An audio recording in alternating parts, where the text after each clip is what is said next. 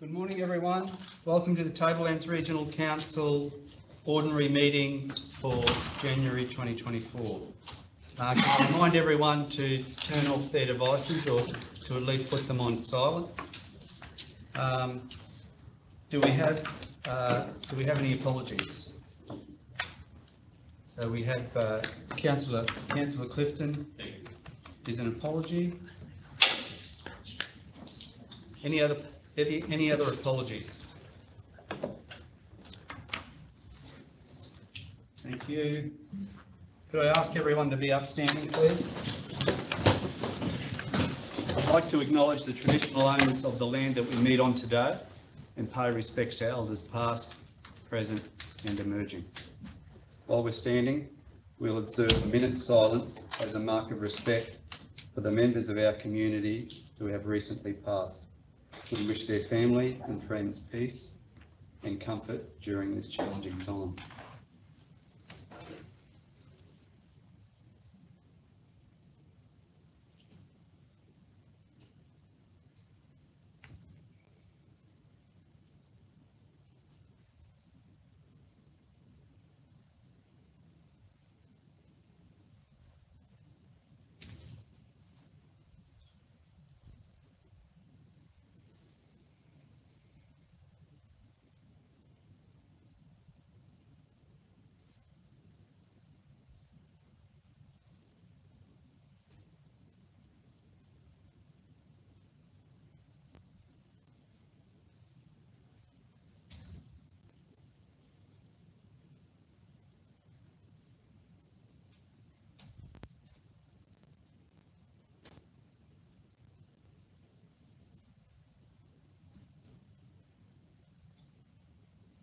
Thank you very much.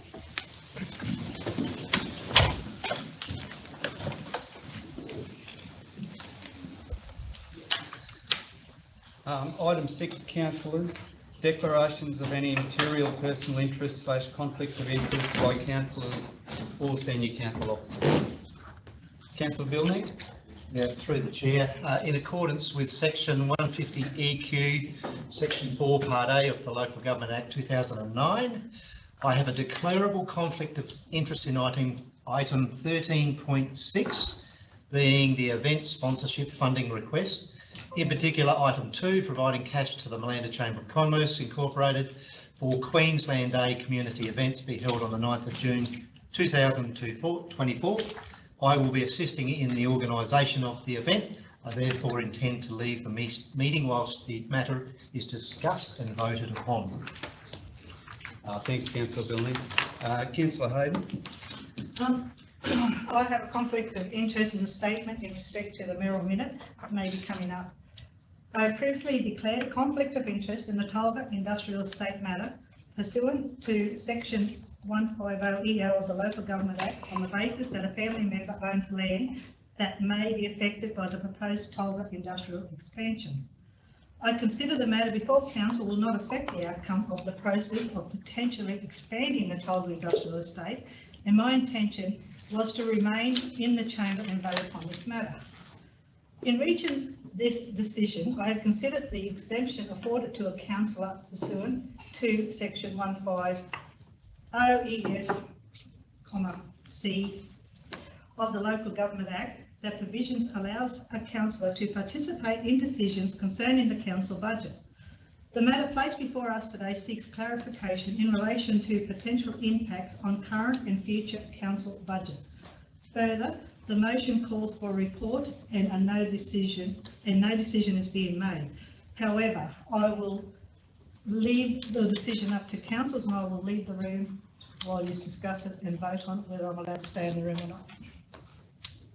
Thanks, Councillor Hayden. Would you like to leave the room now, Councillor Hayden? Now. Yeah, we'll deal with it now. Yeah.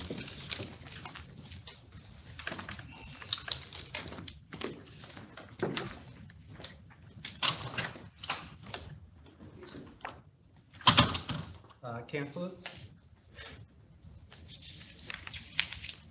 Councillors, it's my strong view that the Merrill Minute is asking the CEO to provide a report that outlines the costs of further progression of the Tolga Industrial Estate expansion. Basically, we're asking for a summary of costs that council/ratepayers will incur should this proceed. It's my view that Councillor Hayden's primary responsibility in this room, in this chamber, is to ratepayers. So Councillor Hayden is doing due diligence by wanting to participate in the vote, because there will be costs for ratepayers. And her first duty is to ratepayers, and she simply would be voting on supporting a summary of those costs should this proceed. It's my strong view that Councillor Hayden should be in the room. Councillors? Councillor Carden? Yeah, thanks, Mayor. I don't share those views. I think that, Can I just move a point of order if you don't mind? We're going into discussion. So you need to suspend the standing order so your motion can be, proposed motion can be discussed. We're just discussing Councillor Hayden's participation in this matter. That's all we're discussing. So I've made a point that I think it's important she's here as a councillor to perform her duty. Councillor Cardew is about to express his view. thank you, Mayor. Yeah, my view is that I believe that even though I've heard your comments, Councillor Hayden declared a conflict originally in this matter, and I still believe that there's still some conflict in the matter with regards to Councillor Hayden, so I don't have a problem with her being in the room to listen to the discussions, but I certainly don't think that she should be allowed to vote on the matter. Thanks, Councillor Cardew. Councillors? I agree with that, sir. Thank you. Councillor Wilkes? I've been thinking about this quite a bit. I'm a little bit at conflict with it at the moment. I totally accept the fact that should Councillor Hayden be allowed to vote, it is on a budgetary matter. However, she has consistently maintained that she has a conflict of interest with the industrial estate, and even though the outcome will be made public, so has the outcome of the other matters. And just in the line of consistency, I think that the conflict, as previously determined by the councillor, should be taken into account now, and I will be voting against the councillor being present. Thanks, Councillor Wilkes. Councillor Building? Yeah, through the chair. Look, I agree, Rod. You're only asking for a report on costings. It does have budget ramifications down the track. I don't see any real issue with the intent of that motion from Councillor Hayden's point of view. Thanks. So I'll have my final say. Councillors, if we don't support Councillor Hayden's attendance, we're denying her right to seek council costs in this matter. That's all we're doing. It has no impact on the property owners. This is about council business. This is about due diligence 101. We're seeking a full summary of costs, and now we have councillors who are not supporting a colleague who would like to see that summary of costs. So it has nothing to do with the owners of the industrial estate. It's to do with council business, due diligence, transparency, accountability for something we have no budget for. There is no budget for this. So I understand Councillor Hayden would want to see a full summary of costs, just like each of us should. So I'll put it to the vote. Those Those in favour of Councillor Hayden staying for the discussion in the vote, please raise their hand. It's defeated. Thanks. Can someone go and get Councillor Hayden, please?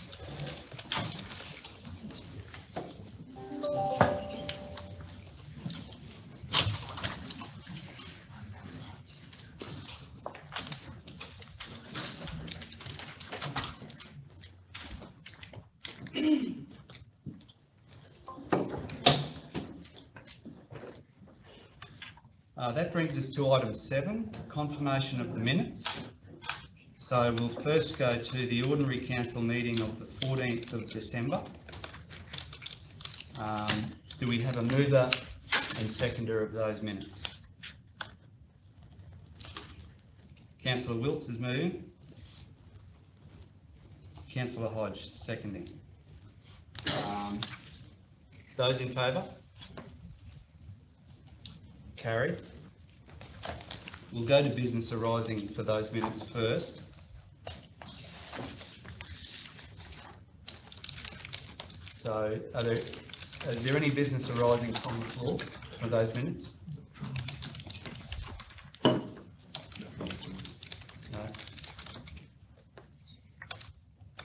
Okay, so we'll go to the minutes of the planning meeting of the 11th of January.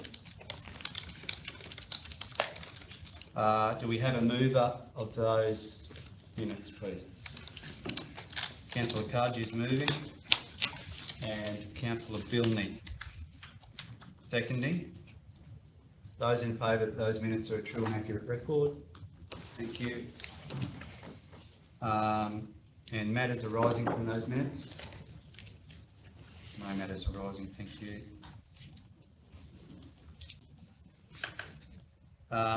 We'll go to item 9, deputations and delegations. Could I ask Matt Lachlan, can we have another chair here, please? Could I ask Matt Lachlan and Carolyn Ems to come up and address council regarding vegetation management policy? Thank you, Carolyn. Thank you, Matt. Over to you. Thank you, Mr. Mayor and councillors, for allowing this deputation. I'm speaking today on the proposed vegetation management policy. A well-designed, comprehensive policy is in everybody's interest, including council, the community and visitors to our area. There are a number of aspects of this policy that I'd like to discuss. Firstly, riparian vegetation, or vegetation that grows along waterways, is omitted entirely from the document. Riparian vegetation plays a huge role in natural flood mitigation. There are a large number of waterways in our area which are vulnerable to riparian degradation due to operational works, poor maintenance and long-term neglect. The protection and restoration of these areas are therefore of immense importance to the entire community, with both environmental and physical benefits for council.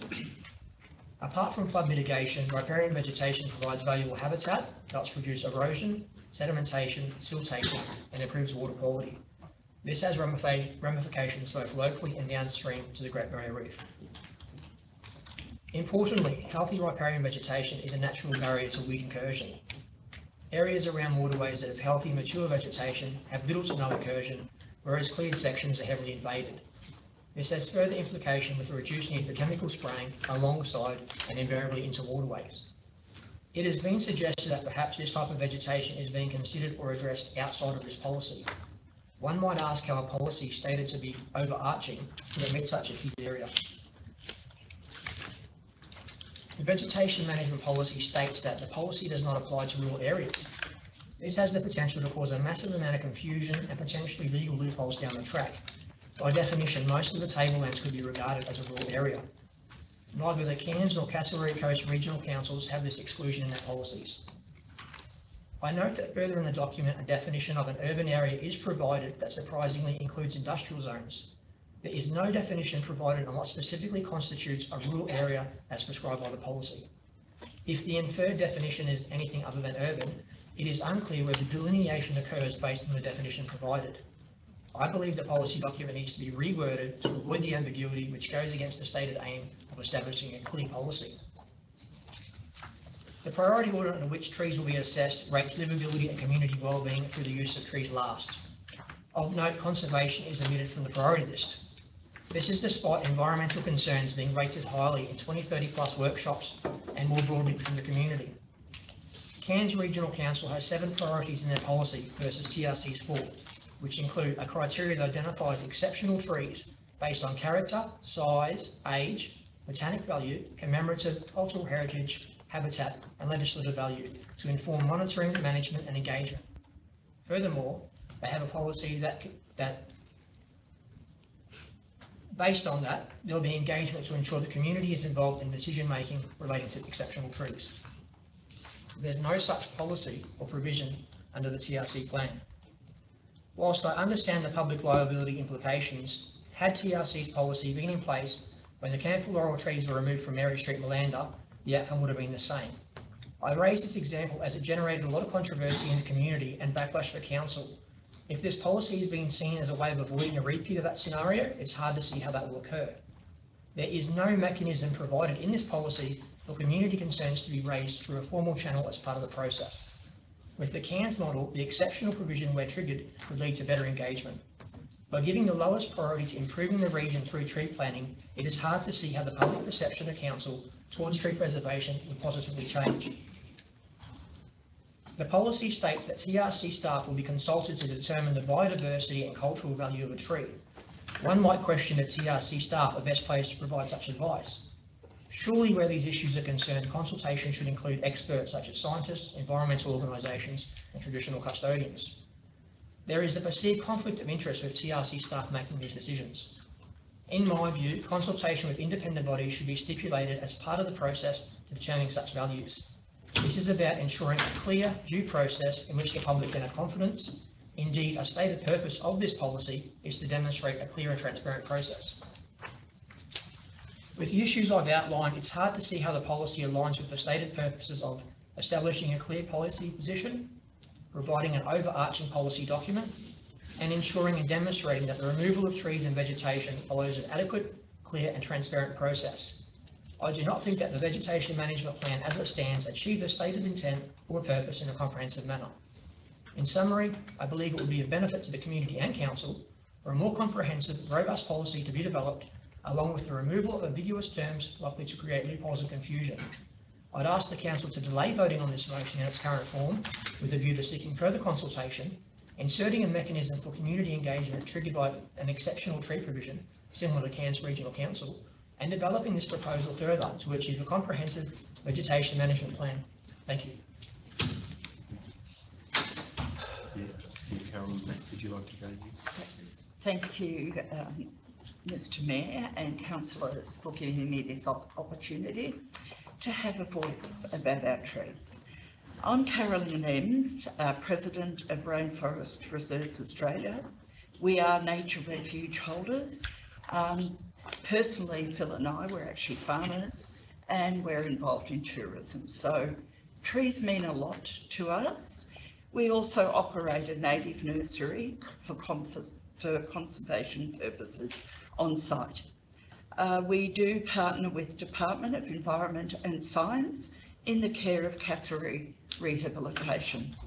We are major tree planters of thousands of native trees every year, and have established or enhanced 2 major wildlife corridors.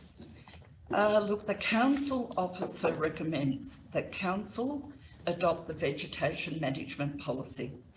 We note the proposed vegetation policy is stated to have been developed in consultation with internal and community stakeholders.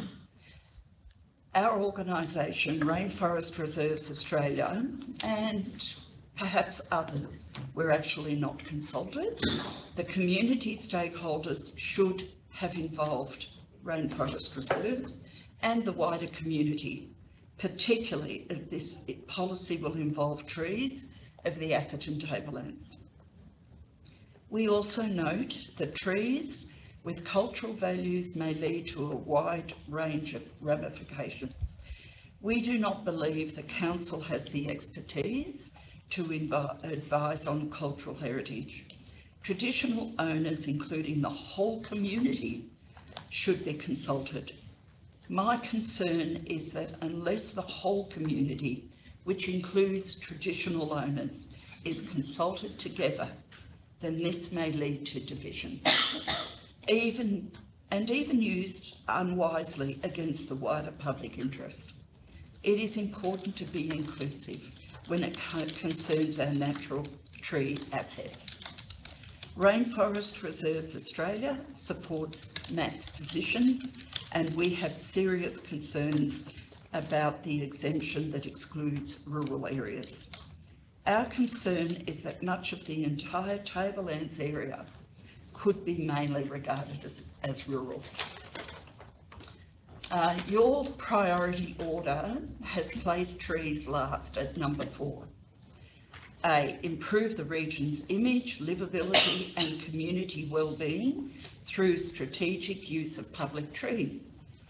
This should have been first priority. The priority order is important as the public need to have confidence that they are able to voice their concerns. Once a policy has been agreed upon, it is very difficult to overturn. The next point, it should be a last resort to remove the tree.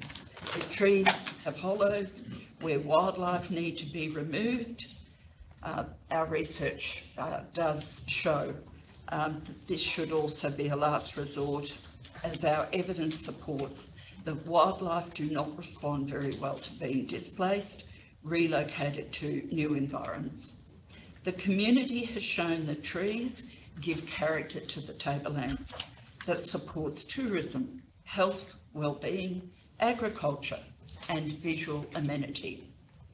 If combating climate is an important objective for our council, then keeping the trees in the ground needs careful consideration and proper community consultation prior to a decision to remove it. The policy includes a statement: the risks of public trees to people and property are minimised and balanced against economic, social and environmental benefits. May be ambiguous. Trees are our natural assets, providing shade and beauty to our regions. The community places a high value on trees. Quite often, leafy suburbs attract higher real estate values, and it is the trees that characterise our towns. We note that there is significant public interest in ensuring rigorous, transparent and accountable assessment of environmental risks in relation to policies that propose to destroy trees. We recommend that the Council holds public forum events about this policy so that the community are able to have their say. Some of the notices could or should maybe include newspapers, Facebook notice boards and other media platforms prior to agreeing on a policy that may impact the visual amenity of our beautiful Atherton Tablelands, which we love, and people live here for that purpose. Thank you for this opportunity. Thank you. Thank you very much. Thanks very much, Carol. Carol. Thanks, Matt. Is there any chance that we could get a copy of those Absolutely. applications, please?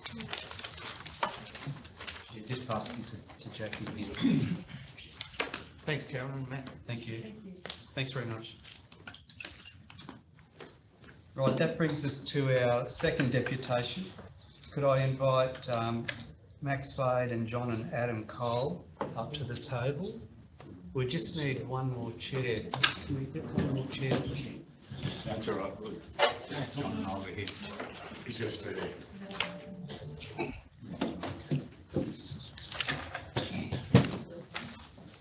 Sorry, excuse me. Sorry, excuse me. Media, but. So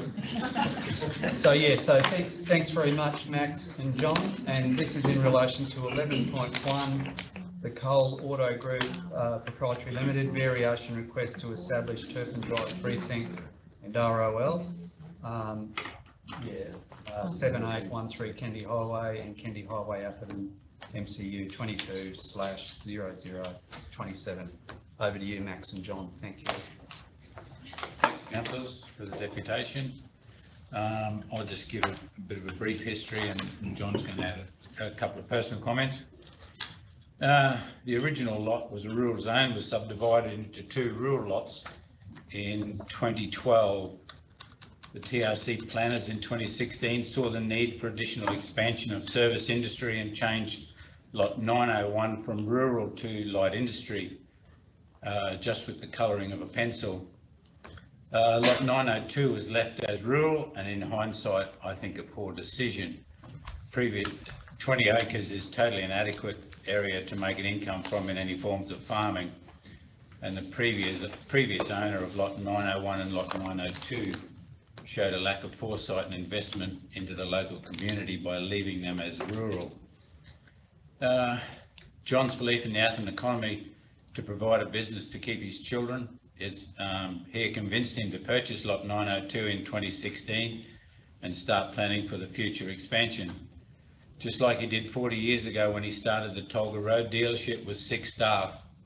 Same as when the dealership was at Tolga Road with a staff of 40, now the dealership at Kennedy Highway employs 55 people. The Cole Group, made up of John and his 3 children, Adam, Tony and Trevor, added additional investment into the town with the purchase of the Nissan dealership in Atherton. The need to expand the economy of Atherton as the centre of the Tablelands and surrounds has been underestimated over the past 5 years. There is nowhere within the present planning scheme for large box retail, and the large box retail national retailers want to build in Atherton and not in Mareeba. The needs assessment highlights the present area in Grove Street as totally inadequate for present large box retail, and especially in relation to the intersections of Grove and Maunds Road and Grove and Tolga Road, which, if the development of the Grove Street precinct would create a huge headache for TRC, main roads and the Atherton public. The Grove Street land is generally mostly held by Queensland Government, and another huge deterrent to the lack of large box retail is the lack of visibility that Grove Street provides. As noted in the needs economic impact assessment, the central location for Atherton is the central location for approximately 40,000 people. There is also the need to stop the escaped spending going to Cairns due to the inadequate size of the present CBD buildings. The Cole Group has already invested $800,000 in infrastructure in the intersection, the sewer and water at the Kennedy intersection, and which has enhanced this service area. This has also greatly assisted TRC's future planning to have the new entrance to the Tolga Industrial Estate through the new intersection which the Cole Group has constructed, taking away the inadequate Beantree Road, Tolga Road dangerous intersection and totally inadequate Manthe Road, Tolga Road intersection. As evidence of this access to the Tolga Industrial Estate, recent approval of lot 901 for subdivision development has gone ahead, and this is with no contribution from the developer of lot 901 or TRC into the existing infrastructure.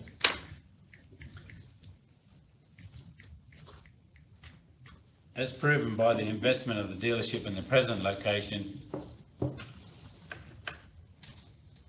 is stated in the planning approval that when the dealership vacated Tolga Road, there would be vacant tenancies on Tolga Road. This was proven wrong, with ARB moving into the old dealership pretty much as gone vacated, and also the new building on Tolga Road, previously John's land, which is now under construction.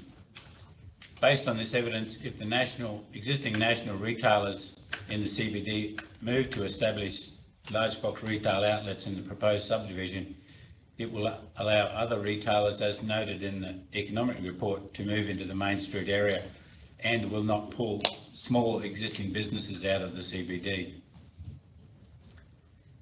This expansion will only benefit the whole of the town of Atherton. Present CBD areas do not allow for any adequate expansion, let alone for construction of large box retail.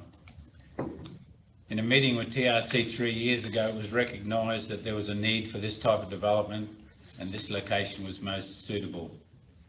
3 years of discussions and submissions, and I must thank Dan O'Connor for his patience. As you can see, I've aged and got no hair, at least Dan's still got his hair. And 3 years of discussion and planning by the Cole Group consultants, it's time for progress to be accepted. The fact that the planning recommendation is for the approval demonstrates the suitability of the proposal. Thank you, gentlemen. Thank you. Thanks, Max. Would you like to talk to him? Yeah, sure. Thank you, councillors. As Max has mentioned, our history, I've been here 40 years, so I'm not quite a local. Fortunately, my daughter was born here, so she is a local. Max mentioned our employee numbers. Well, we went from actually 42 in the old shop. In a couple of days, we'll be up to 58. They're all ratepayers, by the way. We bought the land 8.5 years ago, and still to have success in developing this small patch of land. I consider the best land on the tablelands for commercial purposes, but too small for economical farming. Plenty of opportunity in Atherton. You've only got to look at the housing developments at Tolga, for example. Where do the buyers come from? Are they leaving existing houses in Atherton, or are they Aussies on the move looking for a better lifestyle here on the tablelands? I think the place is growing. Our development will draw people from the Gulf and Mareeba areas. This will create a flow on for other businesses in Atherton, stopping buyers from going to Cairns. Other businesses in town should not fear increased competition. It's good for business and for the consumer, keeping prices and goods competitive. We are talking to larger national retailers, some not even here yet, that need expansion and space that isn't available in Atherton Town Centre. These national retailers want more position land so they can be seen to enable expansion of their businesses. You understand, you don't expand without requiring more employees, more ratepayers. They also would rather be in Atherton than, as Max said, than to go to Mareeba, where the local developers we know have been trying to entice them. Additional employment for locals, kids leaving school who need somewhere local for employment and a career. Our town has a vast retirement population, but they don't pay the bills. We need more employed people here, in the town deserves to grow and stop leakage to larger centres. Thank you. Thank you very much, John. Thanks, Max. Thanks, John. Thank you. Okay, we'll move on to item 10, the mayoral minute. Jackie, can you talk about it? Sorry, Councillor Hayden. Yeah, you've been excluded from this matter.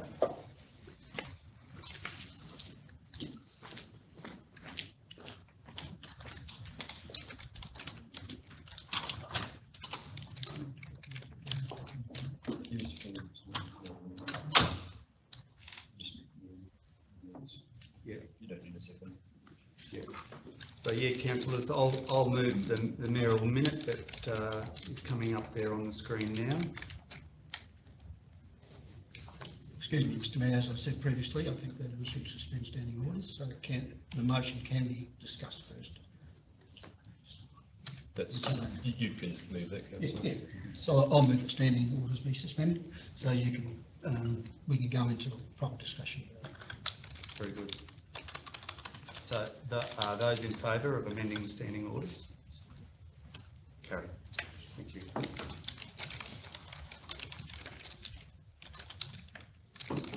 So yeah, councillors, it's my strong view that the Tolga Industrial Estate expansion has evolved in a rather expeditious way, and this council hasn't determined the budget for the expansion of the Tolga Industrial Estate.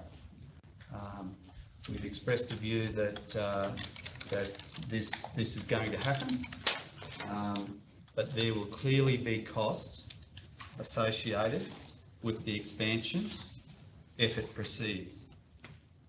So what I'm seeking in this mayoral minute is for the CEO to prepare a summary of those costs so that as we proceed further, we know exactly what's in front of us. We know how much money we'll need to be allocating, and then of course there's the negotiations with landholders, which all still need to be progressed and developed. But just to give you an example, councillors, we'll have, if this proceeds, we'll have a sewerage pressure main that needs to be relocated. We'll have stormwater drain and including culverts that need to be relocated. We'll have to relocate the rail trail cycling path further to the east. We'll have to lift a portion of Manthey Road to allow for a realigned stormwater. There are comms cables that will have to be relocated. Of course, there are legals involved. We have to prepare agreements for each individual landholder. There are significant costs if this is to proceed, councillors, and it's vitally important that those of us around the table know exactly what those costs are going to be and where's the money going to come from. So that's the basis of the mayoral minute that you can see up on the screen there. So I open it for discussion. Councillor Billney. Yeah, through the chair. Firstly, I want to acknowledge that I accept the decision of the council of the day to progress the TIE expansion, but I concur with the mayor for financial probity, transparency to ratepayers. This was originally going to be at no cost to council, where clearly that's not the case. So I think the progression of that expansion is a work in progress, but we still have to understand the costs attached to that project for our budgetary positions. Thanks, Councillor Billney. Councillors? Councillor Wills? Yeah, thanks. Yeah, through the chair, I'm quite disappointed that this is actually a discussion point right now. We've had comprehensive reports done by the GM. We know that there's ongoing costs. It's only estimated costs. There's a long way to go. Whether this proposal ever comes to fruition is something for most probably future council to determine.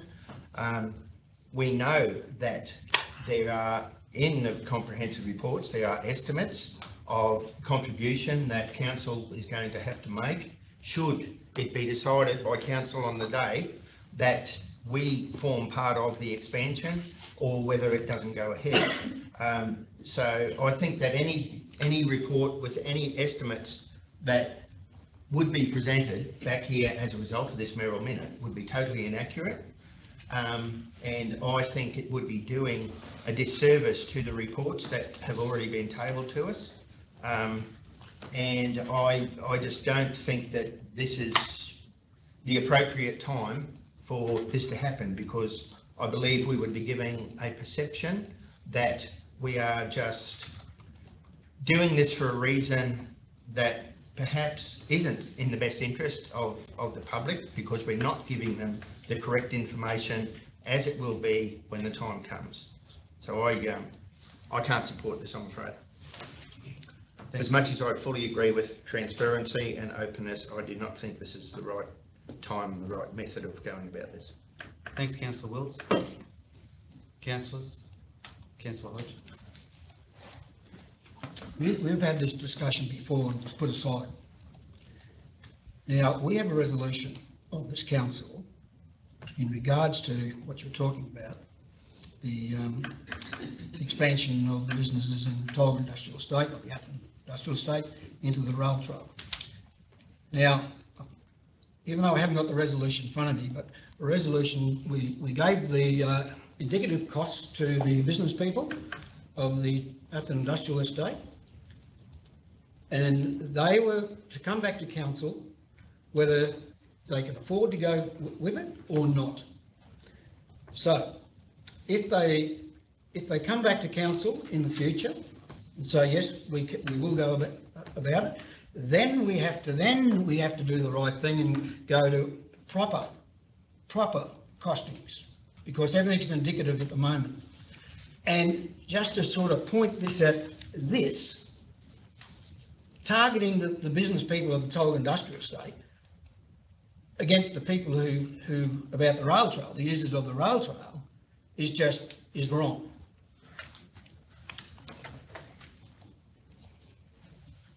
I just don't know where you're going with this, but I'll take some points there. Councillor Clifton sent some people for me to put some words together for him. He says that there is no attached rationale to give some insight to the Mayor's thinking in this matter before councillors are asked to vote on it. Under normal circumstances, the issue being subject to discussion and resolution is conveniently accompanied by a short but to the point explanation for the basic reasons for the motion. In this case, there is nothing. The Mayor is able to request from officers at any time the information he is seeking to obtain through council resolution.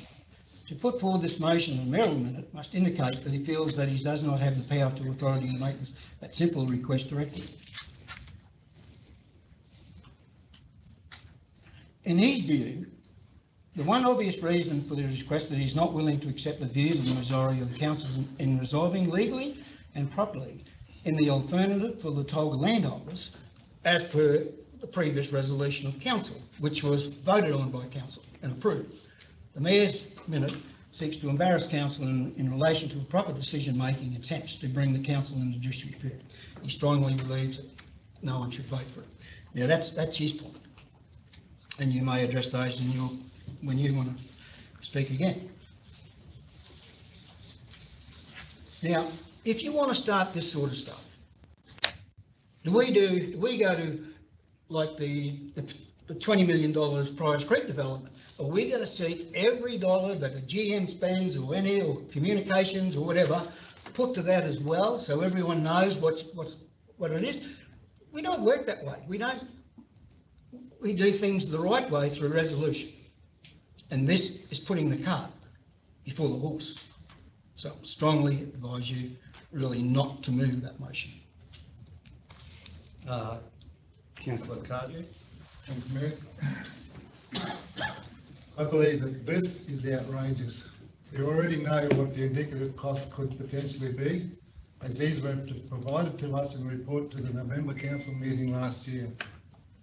It was identified, council, as one of the landowners, and that was fully known prior to the decision made to further progress the matter. The cost to date for this matter would be a drop in the ocean compared to the cost associated with the Malanda Caravan Park, to name only one of many. If you really want to be transparent, let's bring these costs back to council and let our ratepayers see these costs. We have already been told at the November meeting, council does not accurately monitor the costs associated with matters that are proposed from the community or by the community. This matter is still conceptual, and we won't even know if it will go ahead, and if it does progress further reports will need to come back to council detailing all the finer points to move forward, including further cost estimates, at which time council will need to make further decisions on the direction it wants to take. You have previously accused us councillors of crossing the line. Well, I put it to you, you have really crossed the line. Here, using your mayoral position to put forward a mayoral minute because you don't like the previous decision of council and I would suggest you have your own political motives for doing so. You keep saying councillors have to accept and respect decisions made by the whole council. And here you are using your mayoral powers to put up a mayoral minute to satisfy your own personal interests because you don't like a previous decision of council. I definitely won't be supporting this motion. Thanks, Councillor Cardew. Yeah, look, you're absolutely right. I certainly don't like the decision that council's made on the expansion of the industrial estate. But what I'm seeking here, councillors, is a summary of the cost. We've proceeded to go ahead here. We're progressing along, and there's much work that can be done on costs that's not done yet. And just to clarify a point of Councillor Hodge, I'm not seeking costs for our general manager who's been working on this for some time. I'm not seeking our internal costs.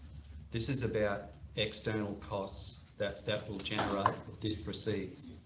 So, in the example of the Priors Creek development, we've got a budget for that. That's in the budget. That's been reported on.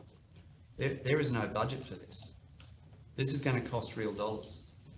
So I'd like to know in advance, before we get further down the trail, how much this is going to cost ratepayers. And that's why Councillor Hayden wanted to be in the room. She wanted to be here because she wants to find out the cost for ratepayers. So that's all I'm seeking. And if it's extraordinary to fellow councillors that we can't get a summary of costs, well, I think we've completely missed the boat in our due diligence in seeking the impact, the real dollars impact on ratepayers. We're in such a rush to get this done. It just needs to be done without getting a summary of costs. So let's not suggest that we can't get a good summary of cost. So I'll put that to the vote, councillors. Those in support of the motion? I'll have to move that motion that standing orders be abolished or resumed. Yeah, so those in favour of resuming standing orders, carried, and I'll put that to the council that the mayoral minute be passed. Those in favour? Carried. That's defeated.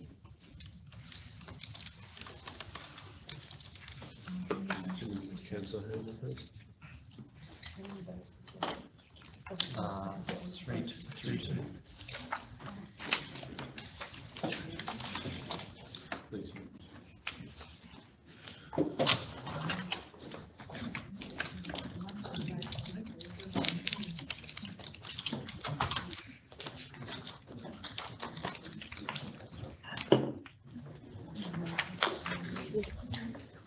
So that brings us to item 11.1, councillors. The Coal Auto Group Proprietary Limited, variation request to establish Turpin Drive Precinct and ROL, lot 901 and 902, FB S45606-7813 Kennedy Highway and Kennedy Highway Atherton MCU/0027. Could I have a mover of the officer's recommendation? Councillor Cardew moving and Councillor Wilkes seconding.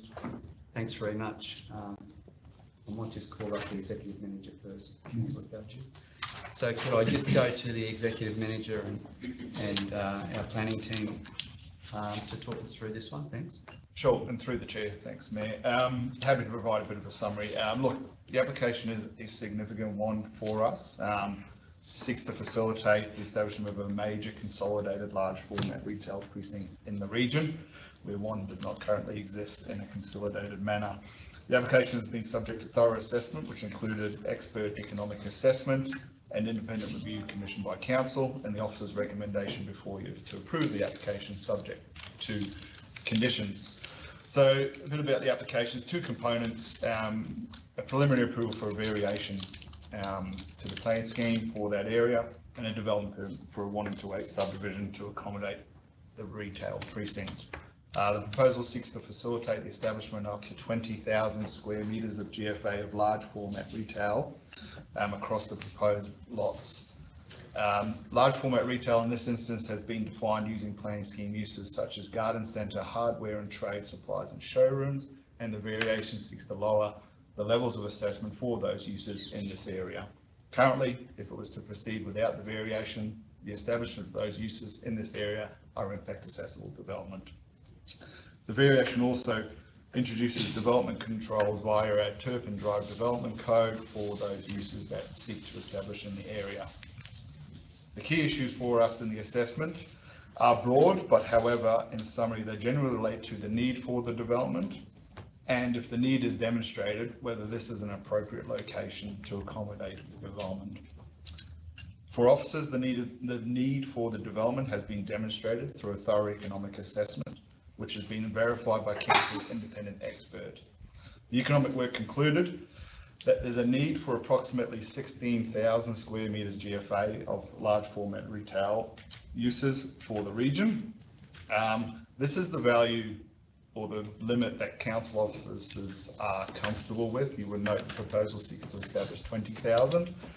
We're comfortable with the figure that has been concluded by the experts in relation to that, and you will see that that has been placed as a condition of the approval. Any further development above that in the precinct will be subject to further economic work. The other economic conclusion, the retail offering is distinct from the activities currently occurring or are likely to establish in our region centres, and officers are of the opinion that the development will complement rather than compete with other retail activities in our centres. And I guess finally on the economic work, there are also significant economic benefits associated with the proposal, which are an important factor in officers coming to their conclusion. As part of any variation approval, we have to assess whether this is an appropriate location for the development. Alternative sites have been considered in the officer's report, and we are satisfied that this is an appropriate location for the development. 6 submissions were received on the application, all raising concerns with the proposal, and have been considered by officers in their reporting. The report goes to great lengths to detail the officer's assessment. However, ultimately, council is satisfied that the need for the development and the appropriateness of the location has been suitably demonstrated and can support this application. Thank you. Thanks, Sean. Councillors. Councillor Carter. Yeah, thanks, Mayor. Thanks very much, Sean, for that overview. I'd just like to thank the developers, particularly John Cole and his foresight, who wanted to invest, this sort of capital spending in our shire. It just goes to show that we have a strong growth, we have strong economic opportunities within our shire. Like it's been said previously, if anybody would have asked us, a couple of years back, how well we're developing and expanding, and it's already been noted that we've had consultants previously, try to forecast our growth, which they have dismally failed because our growth has exceeded anything that has previously been portrayed. So we do need to expand, we do need to develop, and I'm thankful that we have developers in our area such as the John Coles and others that see the future of our community and are willing to invest in it for our benefit and our people who live in the shire's benefit. For me, there was concerns originally about taking away business from the town centre. I don't see that happening, and as it's been mentioned, it isn't happening. Those businesses that have become empty have been snapped up straight away. I think we definitely need the bigger, bulky retail outlets here, like being said. Otherwise, people go to Cairns and we spend money not only at those outlets but other things. We're taking money out of the shire, out of our local business community. So in that, I don't think it's going to take anything away from the town centre. It will only increase opportunities for others to expand their businesses into what might be a bigger premises that'll be made available because of some of these other bigger retail outlets moving to a bigger site. So I think it's a positive. I don't think it's a negative.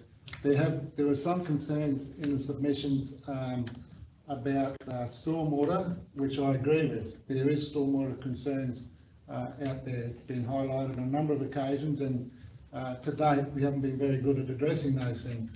I think with this proposal and the one next door, I think some of those stormwater issues will be alleviated as well. So I think it's a positive all round. I think we should look at it in that light, and I'll be supporting the officer's recommendation. Thank you. Thanks, Councillor Cardew. Councillor Wills? Yeah, very briefly, yeah, thanks very much to the planners. I was approached early this morning, and it's an issue that we discussed in the workshop. And the person that approached me is a local business person, and he was questioning the fact as to whether or not the application is substantially removed from the initial. Can you just give us a brief outline of that, just for transparency, please? Sure, through the chair. What Councillor Wilson's referring to is a test under the legislation or the DLRU specifically around. So I guess to go take a step back, we acknowledge that this application has changed over the period of assessment. So you may see things that were originally applied for that don't form part of the current proposal and subject to the approval. So the test is whether that is substantially different development, and under the legislation there's a process by which we go back, take a step back, so to speak, and go through parts of the process again. There's criteria in the development assessment rules around what the matters which we consider to see whether we determine whether that is the case or not. We're satisfied that it is not substantially different when we consider those points. And in any case, there's another aspect to that whereby if all the changes were made in relation to submissions or further advice or things to be issued through the assessment, then that we're satisfied, we're comfortable that we meet that test and it can proceed through the decision before you. Very good, thank you. Thank you. Nothing further. Councillor Hodge. Yeah, thanks very much, Mr. Mayor. I think both the councillors have mentioned what I intended to talk to you about while everyone's here, and that is, of course, the assessment framework on page 35, which you were talking about. I'd just like you to go through that with you so everyone understands, because the original application is different to this one, and I had really concerns with the original ones, especially with centre zone codes and all that sort of uses in there. But now this has changed, and I think this is a good outcome for everyone. Well, I hope it's a good outcome for everyone, and I think everyone will benefit from this variation to bringing people into the region, and I think all the businesses in town will actually do better with this. So if we just go through that part of the assessment, just so everyone understands that, if you don't mind. Sure, absolutely, Councillor. So the easiest probably way to refer to is the table that is in part of the agenda report on page 26. So that illustrates what formed part of the original, what's currently in the plan scheme, what was part of the application that was notified, and the final version of the application. So yes, I can speak generally to the changes. They did include some of those uses that council officers weren't comfortable with, particularly around centre uses or those retail centre uses. And to put it generally, they have been stripped out to the final. So the position where we get to at the end is purely just those three planning scheme uses looking to facilitate or establish in this area. So yeah, I spoke to the assessment and the determination and the consideration of those matters, which are listed in the report in terms of what we have as officers have to consider to determine whether we believe it's significantly different or not. And as I've previously said, we have the opinion that it is not significantly different. We can proceed. Is there anything in addition you want me to? No, I'm pretty happy. The only other one was Councillor Cardew mentioned was the stormwater drainage, and that is in the conditions. So before any works are started, all the proper planning and the plans must be submitted to council.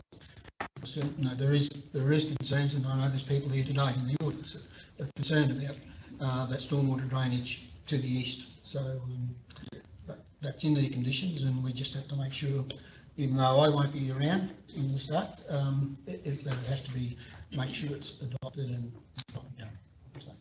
So, And through the chair, if I could just make a point on that. The conditions seek the provision of that more detailed assessment, and it is likely that that will come at the operational work stage where we get the real detail around how we're going to treat and deal with those issues around infrastructure and servicing. thanks, that's all. Councillors? Yeah, look, I'd like to concur with the comments that have been made. I congratulate John Cole Toyota on its initiative and foresight to have made the move from Tolga Road out to the Kennedy Highway. It's certainly a magnificent development what you've created so far, and this further development is really good. I think it's really good for Atherton. It's a great thing. Move some of those larger stores and retailers. Gives them the opportunity to get out of their confined spaces in the existing CBD and move to a purpose-built development, which is much better for the town and also good for business. So I commend John Cole Toyota on their initiative and their very significant investment. Councillors, if there's no other comments, we'll go to the vote. But Councillor Cudge. Yeah, thank you, Brad. Just on my reply, I just like Dan O'Connor for the work. This has been going, it's been said, it's been going for a long time. And the amount of work that council officers have put into this is horrendous. And I just like to say respect and thank Dan for his due diligence and patience in dealing with it. Thank you. Very good, thank you. Okay, councillors, those in favour of the officer's recommendation? That's carried. Thank you.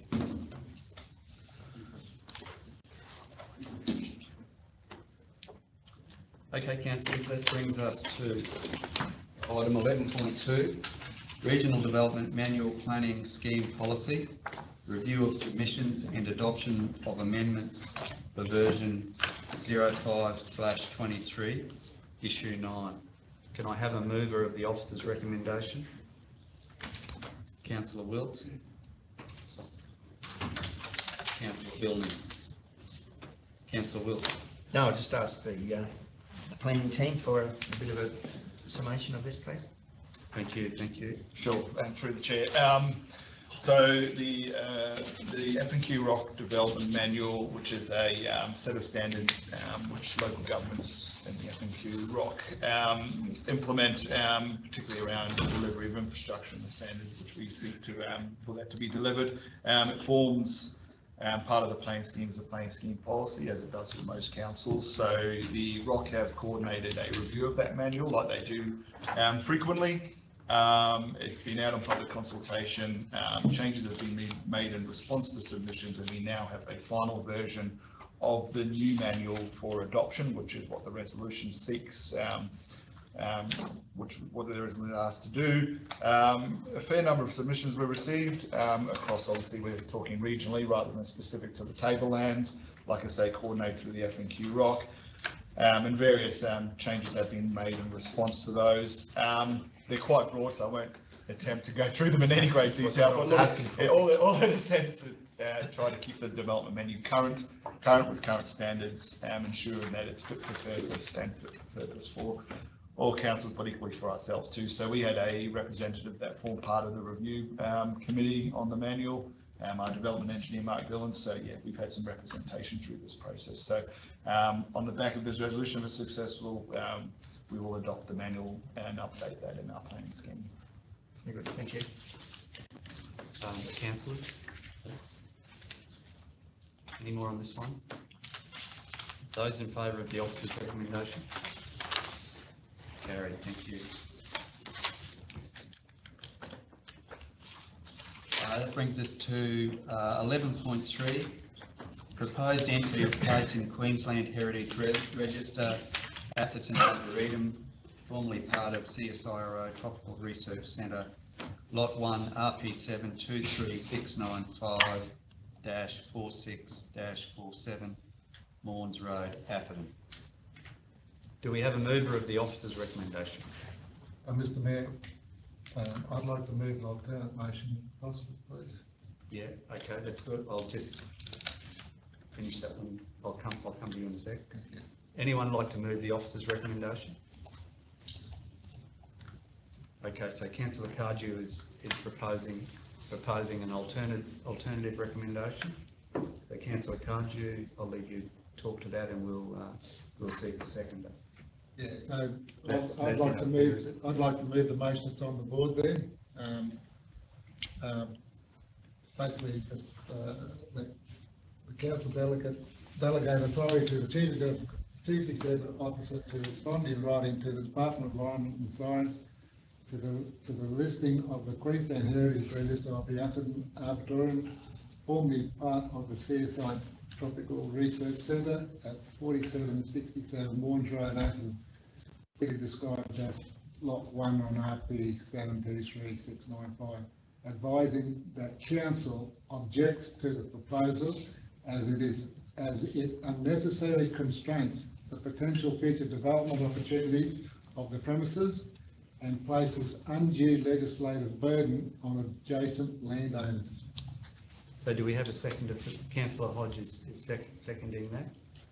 Councillor Hodge, would you like to talk? Okay, yeah. Initially, when I started reading the report, I was on the assumption, of course, that it was the owner of the property. But, and I read the report, it's not the owner.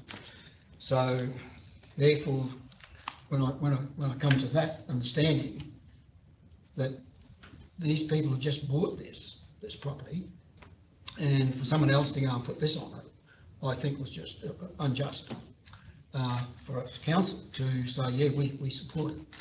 And of course, the other thing is the Arboretum, it's been there for, it started off, I can remember when our former colleague Jeff Stocker, Dr. Jeff Stocker was the chief officer there. Now, and I'll come back to the trees, you know, they're wonderful, those trees that they planted, but if they were that important, I understand, why didn't CSIRO say, you know, subdivide that part off? They just want to get rid of it. So, and of course the other things is anyone who is adjacent to that, they would have to, if they wanted to put up a shed up or something, they'd have to go to this authority to get approval for it. So that's why I cannot support the officer's recommendation, but to say that council objects this, and then it can just go through the normal process. So. Just a point of clarification, councillors, we were not approving this or no. In any way. It's a decision for the state. We were simply offering no objection. Councillor Billing? Yeah, excuse me, through the chair. I also was a little bit miffed, I suppose, when I first read the recommendation. I had no real concerns about it, but rereading it, non-reflection, it may have ramifications to the 16 adjoining landholders, as Councillor Hodges has said. I support the protection of the registered arboretum, the trees of significance, but not a generalised listing that encompasses all vegetation, which is what is being proposed. On page 374, it suggests there's a graph there suggesting that there's 359 plots all over the land. But then if you go to the report on page 353, there's a statement there saying that there's some trees that are not of significance. So I was just trying to get a bit of a clarification. The listing is over the whole property, and yet the report states there's some vegetation that doesn't have any significance, but when I look at the plotting of where all the trees are, it's actually clearly stating it is all encompassing. Is there? Through the chair. You know what I mean? Yeah, absolutely. Yeah. Through the chair, I think that the statement with regards to that is just recognising that the Arboretum isn't the site in its entirety. There are specific locations where those valuable species are planted, and the way that the proposal's been put is that it's all encompassing. You are correct. So all the statement is saying is that not all that, or not every bit of a tree or piece of vegetation on that site is of value. Councillors. Councillor Cardew. Yeah, thanks, Nick. Yeah, I agree with what Councillor Hodge said about, someone walking off the street and making an application to the state. Put this encumbrances on the land, and poor property owner just bought this thing, would have paid a lot of money for it, I'm assuming, and to have this impost on. And not only that, every single one of those 16 landholders around the perimeter of that abut that property are also impacted by it, because if they want a building approval for anything or any development approval for anything, it's then got to be referred back to the state heritage people.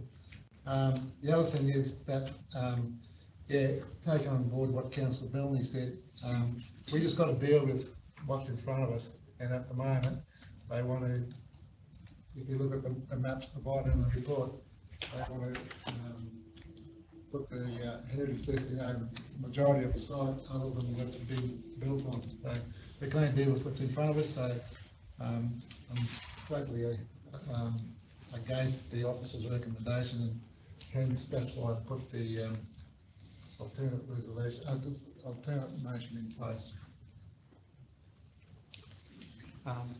Councillors, final call. Those in favour of Councillor Cardew's motion up on the screen there. Carried. Thank you.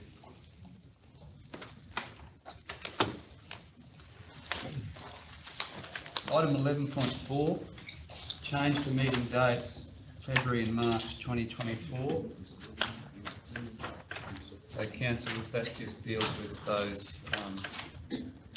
upcoming meetings. So can I have a mover of those? So Councillor Wilts is moving, Councillor Hodge is seconding. Those in favour? Carried. Thank you.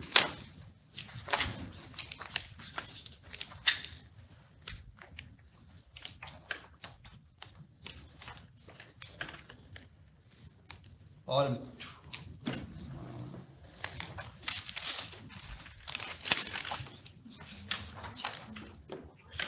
moving on to infrastructure and planning services, item 12.1, Melinda Falls Caravan Park lease and operation. Can I have a mover of the officer's recommendation? Councillor Bilney, Councillor Hayden, seconding Councillor Bilney. Through the chair. I'd just like to remind Council briefly of a report that came to Council back on the 26th of November 2020 in relation to the Melinda Falls Caravan Park, and it was an options report, and 5 options were tabled. The first option was for the continuance of the caretaker model, which was formerly used, and essentially was the reason why the park's ongoing viability was raised. The second option, and my preferred option at the time, was engagement of management contractors. I'll circle back to that shortly. Third option was for a lease of the park and has been investigated for both a 10 and 30-year term timeframe. Both lease terms have not highlighted a pathway forwards. Option 4 and 5 were for sale of land and decommission of the park, both which were taken off the table by a resolution of council confirming that the park should not be sold and retained within the community as a functional caravan park. So circling back to the original option 2, or the engagement of management contractors through a tender process similar to what has been achieved with the Lakeside Caravan Park, would show the following: that ideally a management term should be for a minimum of 5 years to allow operators to maximise growth opportunities and commercial returns. Varying such agreements in relation to details such as the repairs, maintenance and marketing. It will often involve the contractor having to invest their own capital funds to grow the park with an agreed formula for a return on investment. It may also involve the contractor paying rent to council and sharing capital costs, this may also act as an incentive for the contractor to maximise the asset. So, in summary, I support the officer's recommendation, and that as part of the future analysing of the park, council should commit to asset improvements within the park with a view to bring the stay at the park to a more contemporary, modern experience. This will require capital expenditure on the park, which arguably has been absent for at least the last 15 years. Thanks, Councillor Building. Councillor Wilkes. Yeah, thanks. Yeah, through the chair. Councillor Building drew my attention to that, to the options analysis that was made back in 2020. And if you look at the history and the involvement of this council in what we're going to do with the Malanda Falls Caravan Park, it's pretty extensive. We have tried on numerous occasions on taking totally different tacks as to what we're going to do with it. It is in need of dramatic financial commitment and huge undertakings for capital works. At the end of the day, option 2 was option 2 for a reason, and option 1 didn't work for us. As much as I don't want to see ratepayers that are living a long way distant from the caravan park, we all know the economic value and what a good caravan park can bring to not only the immediate township but to the area in as a whole. So I fully support the officer's recommendation. We've got to be seen to give this every opportunity to succeed, and if this is the last hurrah, well, we've got to give it a fair sort of go. So I fully support it. Councillor Hayden. So the Malanda Falls Caravan Park is important for the economics of Malanda and the greater region. In 4 years, council is back where we began, and still no further advance. So I support continuing delivering the Malanda Falls Caravan Park service through a management agreement and ensure the land on which the Malanda Falls Caravan Park is situated remains in council's ownership as a caravan park. Thanks, Councillor Hayden. Councillor Hodge. Yes, thank you. I'll be supporting the officer's recommendation. Yeah, well, this is probably one of the, I think I mentioned it before, one of the most disappointing parts of this term, that we couldn't get this across the line. Now, and I still have faith in the Malanda Falls Caravan Park. We just got to get the model right.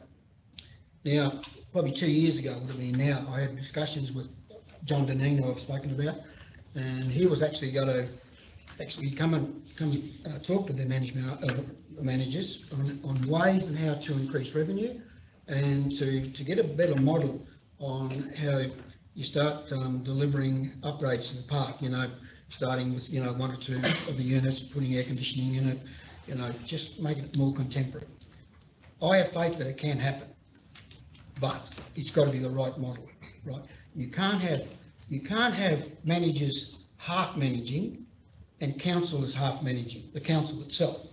The managers have got to be able to manage. They've got to be able to pay all the bills. They got to do everything. They can do all the mowing. They do everything. So I still believe that we just got to get the right model. But it won't be to this council, but it will be the next. So I'm happy to support the officer's recommendation. Councillors, final call. Those in favour of the officer's recommendation? Carried.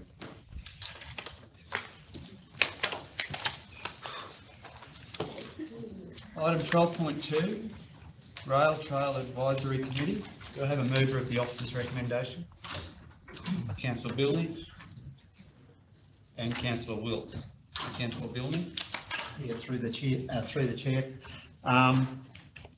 Is to receive and note the underconfirmed minutes of the Rail Trail Advisory Committee. Committee continues to meet monthly and currently is working towards a rebranding of the rail trail, which will meet future use and considers future expansion. I would like to commend the committee, the members and volunteers in general for their substantial contributions, volunteerism within our community. Yeah, so that's, thank you. Thanks very much. Councillors? Councillor Wills? Yeah, thanks. Yeah, through the chair. Yeah, just very briefly, the officer's recommendation is that we receive a note.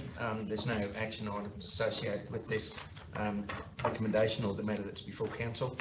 And yeah, just continue the good work that has been done. Councillor Hodge? Yes, well, as the other councillor said, we're just receiving this and noting the unconfirmed minutes of rail trail. So that's fine. We're just noting it, we're not approving anything. At the end of the day, I've said this before, with all our advisory committees, we're falling a little bit short, I think, that there actually is no recommendations coming through, but I'm quite sure there will be in the future. But because we just keep noting, we get the minutes noted, but it's up to them. If they want to recommend something, yeah, they need to put it to council. So it's as simple as that. Councillors, final call. Councillor Cardew? Yeah, thanks, Mayor. Look, I also understand that this is just for noting and receiving, but one of the things that concerns me in the minutes here that's been discussed at this meeting is the inclusion of development contributions into our priority infrastructure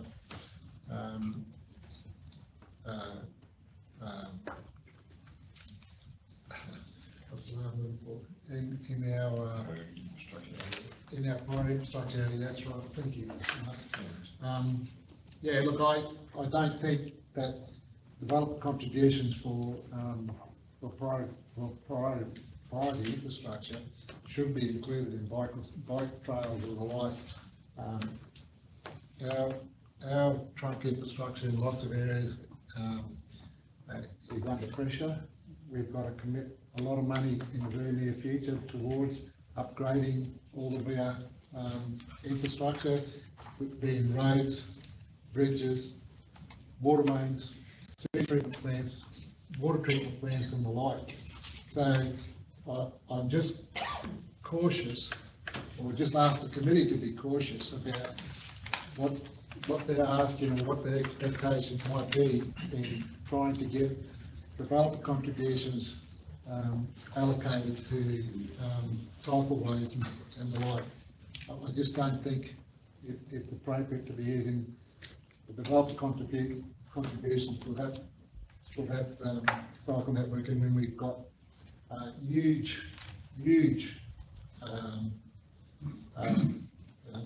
things that we have to fix in the future with regards to our core business being roads, rates and water and rubbish and the like.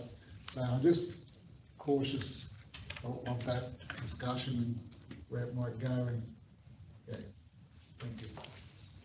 Thanks, Councillor Billman. Yeah, through the chair. Look, the reason why we've opened up that discussion is, firstly, we've got to understand that cycle riding is not just recreation anymore. It's actually a legitimate form of transport, being one of our areas that we should be looking at for priority infrastructure as well.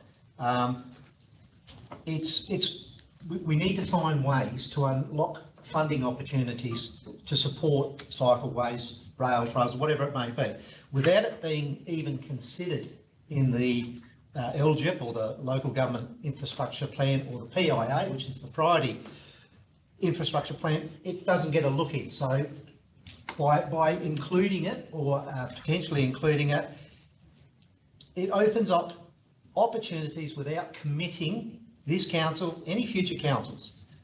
It's a long and lengthy process, but if we don't start that process and look at ways of including it, we will go nowhere. Thanks, Councillor. So the ball in front of us today is the minutes. So I'll just ask for everyone, those in favour of adopting the minutes. Thank you. Carried. Councillor, we'll take a break for morning tea. We might just do one more. We might do one more if that's okay. We'll go to 12.3, the vegetation management policy. Now, we had a deputation about this one earlier this morning. I'm not sure how councillors would like to proceed on that, whether we'd like to defer this one to discuss things further, or whether we want to move the officer's recommendation. I'll take guidance. Sorry, Mr Mayor, could we just ask Tudor, deferring this to allow officers to consider and respond to the matters raised in the deputation this morning, does that have any significant impacts in terms of caretaker period and thank you, Mr. the urgency of that? Mr. Chair, certainly the consideration of the policy could be deferred. I would personally continue to recommend that council does adopt the policy and have the discussion today, because I believe that whilst a lot of legitimate concerns have been raised, they're not necessarily within the scope of what we're trying to do today, within the scope of this policy. I'll be guided by councillors. What would you like to do? I'll go to councillor. We haven't got a. Perhaps we could just move this, open it for discussion. Yeah. Could we move? Set aside the standing orders and open this one for discussion rather than the officer's recommendation. So Councillor Wilson's happy to do that, and a seconder.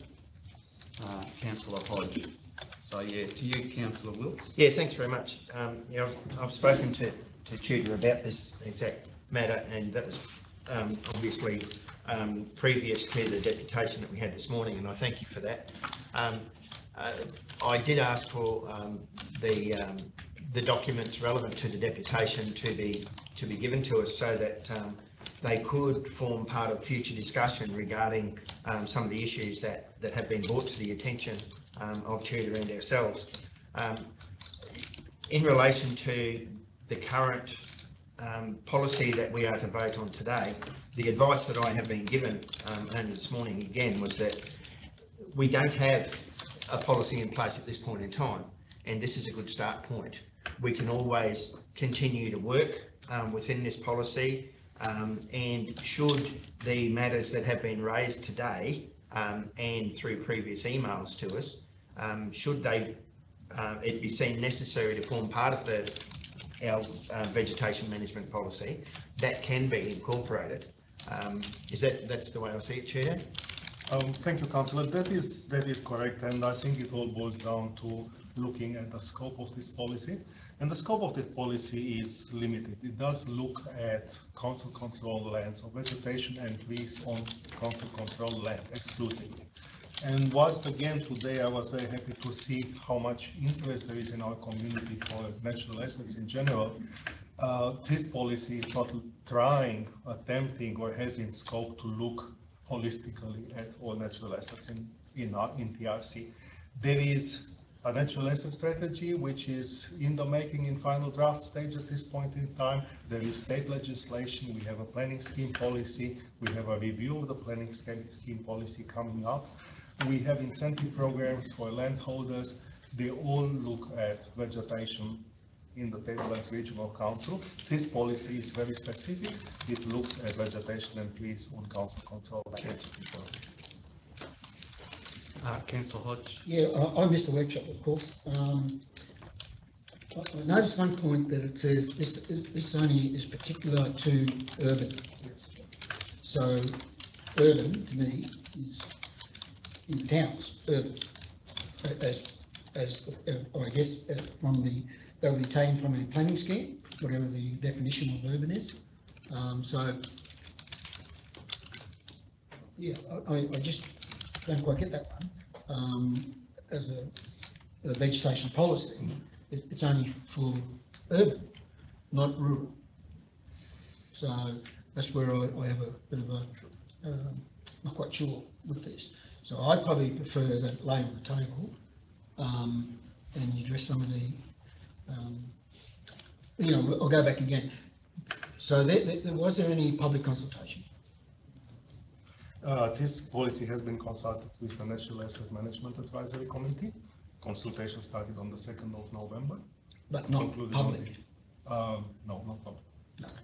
So that's not quite sure about that then, because it's, you're saying it's specific to only council control pieces of land. That is correct, Councillor, yes. And it's specific to urban only because that's, in our experience, that's where we need a clear policy position, because obviously the likelihood of conflicts or problems increases with a higher population density. So that's why we want to start this by looking at the urban areas, because that's what we want to address. So basically, it's our policy for our land. Anything that's outside our land, not TRC, that comes with state legislation, does it? State legislation, planning policy, WEPMA regulations as required, and our incentive programs. Okay. Right, I understand that. So, yeah, there's just, from the presentation, the people who made the presentation, I think that was more about the whole of our region. And this policy is not for that. That is 100% correct, Councillor. That's the difference. Okay. Okay. So, yeah, well, it's only for GRC land that the council owns. It's our policy. That's fine. There is some points that the presenters made, which I think should be taken into consideration and come back further date. Okay. We'll go Councillor Bilney, then Councillor Carter. Yeah, through the chair. Yeah, there's been a bit of discussion about this over the last days, and I guess to be clear, we need to understand what the actual scope of the policy is, and that it is limited to the urban areas under council control. It's designed to deal with the known and frequent issues that arise. If there is still perceived omissions or gaps, we can go through to those stakeholders, community, and anyone invested with an interest in it to make amendments to the policy as required. Caroline mentioned that is very hard. I can assure you we can make amendments to that policy.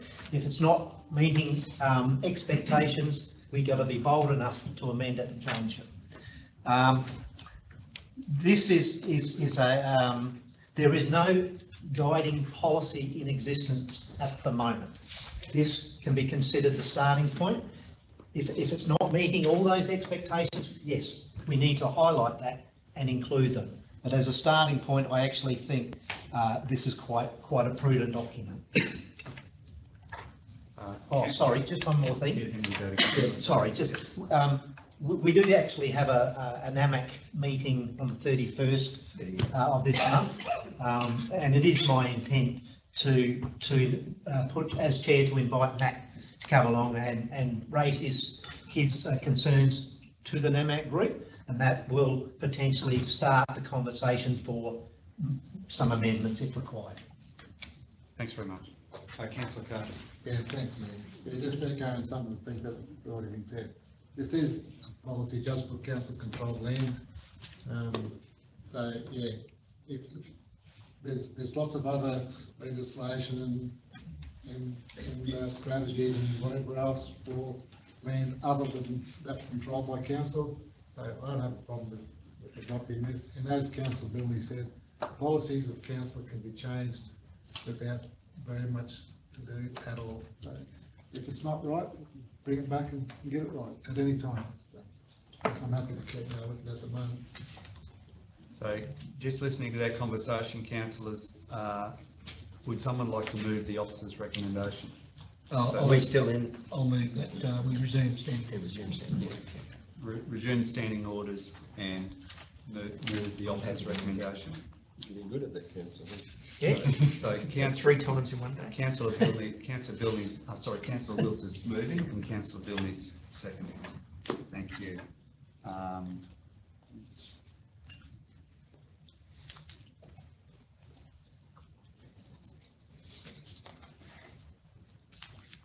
So we have a mover and seconder of the officer's recommendation. Those in favour? Carried. Thank you. We'll take a break for morning tea, everyone. We'll come back about quarter two, please.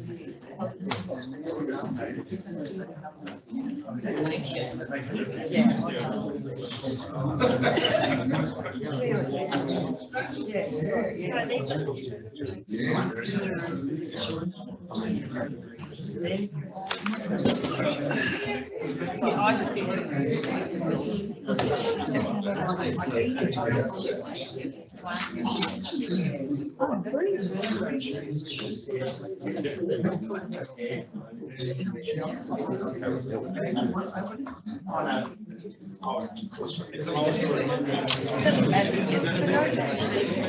Yeah, well,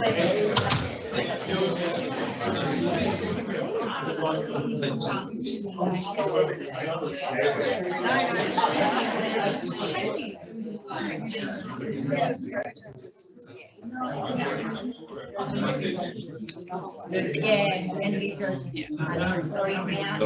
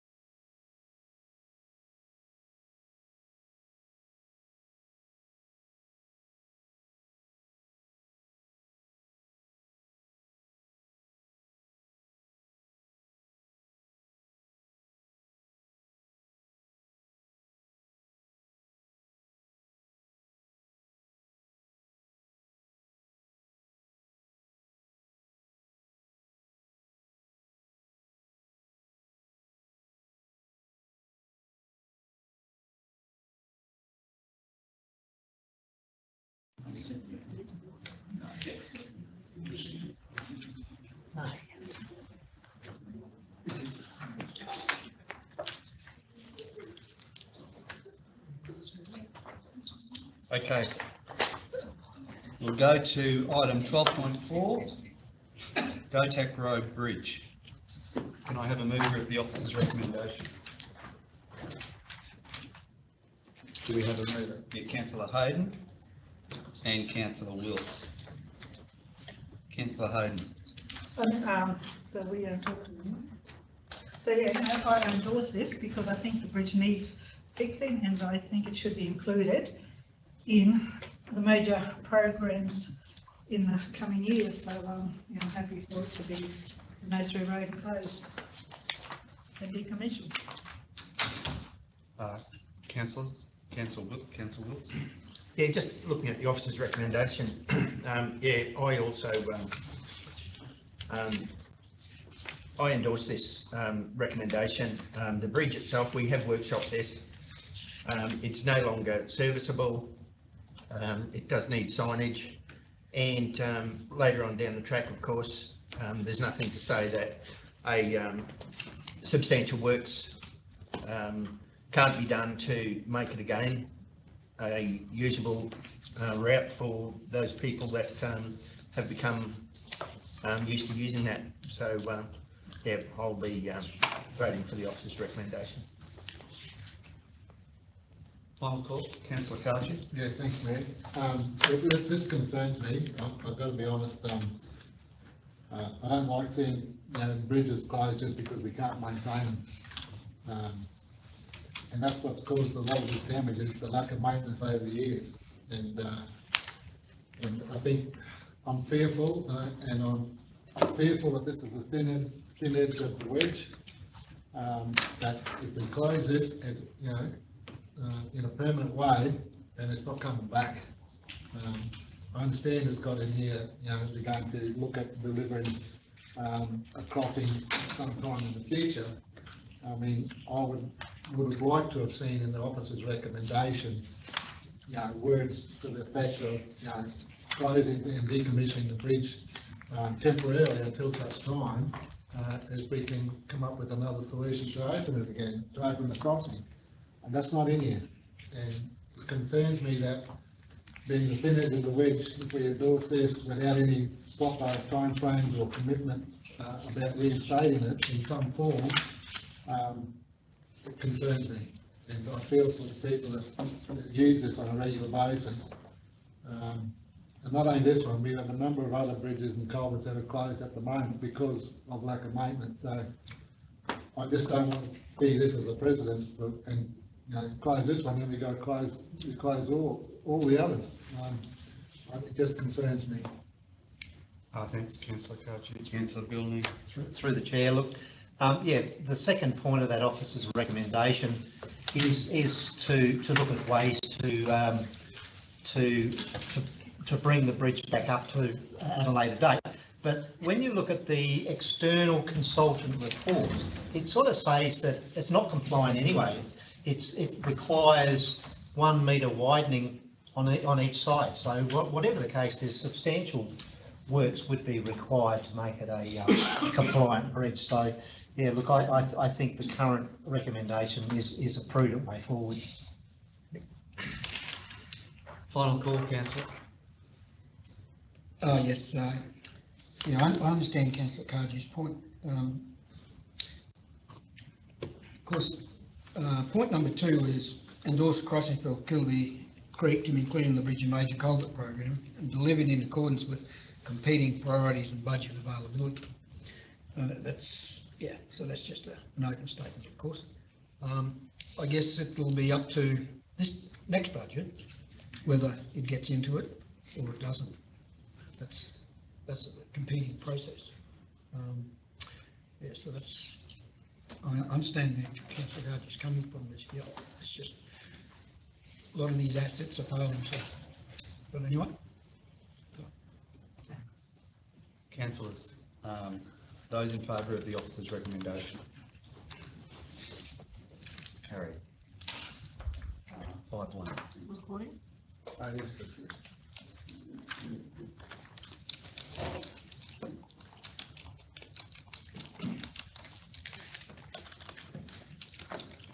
.5, Wrights Creek Road renaming request. Could I have a mover of the officer's recommendation? Councillor Wilts. Councillors, seconder? Councillor Cardew seconding. Councillor Wilts. I was hoping just to bring this open for discussion, actually. It appears I've moved it. Sorry, I misread that.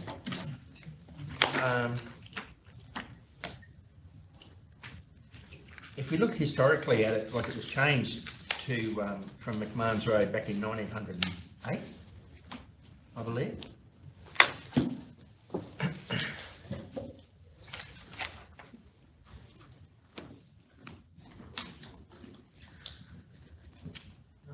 Might ask on, call on the manager for his determination of the recommendation, please. Through the chair, after this request came in, we sought advice from the Eacham Historical Society and from our own records in the library. There's no record that this was called McMahon's Road or officially called McMahon's Road in any of those records or even maps. It's gone by several other names, including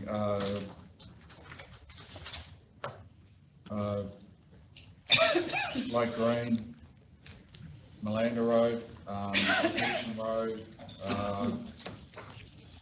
It was even up until 1987, it was the state-controlled road of the Malanda Lake Green Road. Went along Lakes Drive through what is now called Wrights Creek Road. Following that, the realignment from about the sawmill through to the tea house there at the current intersection with Gillies Highway. It then was handed back to council or Eacham Shire in those days and received those names that it has now, Lakes Drive and Wrights Creek Road.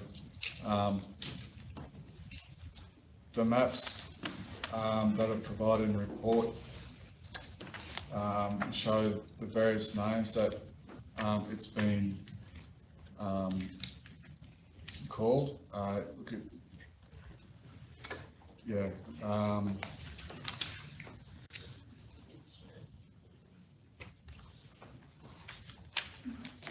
There was some records showing that it was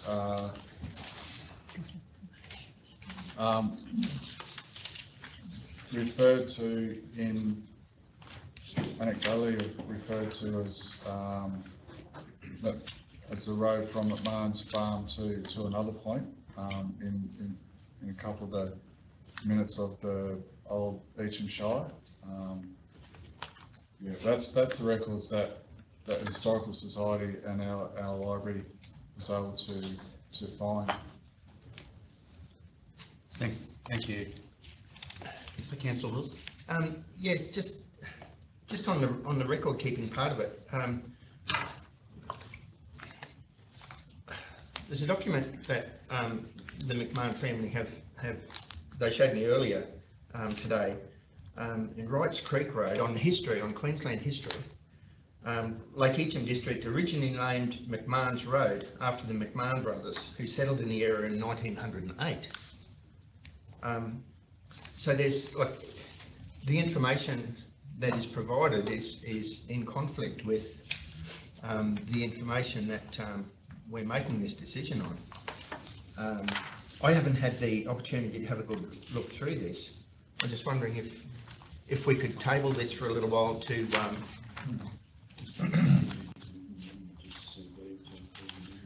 yeah, if we could do that through the chair, just that we leave this sit on the table so that we can examine the document, because this is of quite some significance, not only to the family seeking to change the name back to what it may have been, but also to the Shire. I understand there has been public consultation between the family and landowners out that way. So if possible, I would seek that this matter just be left on the table momentarily so that we can have a better look.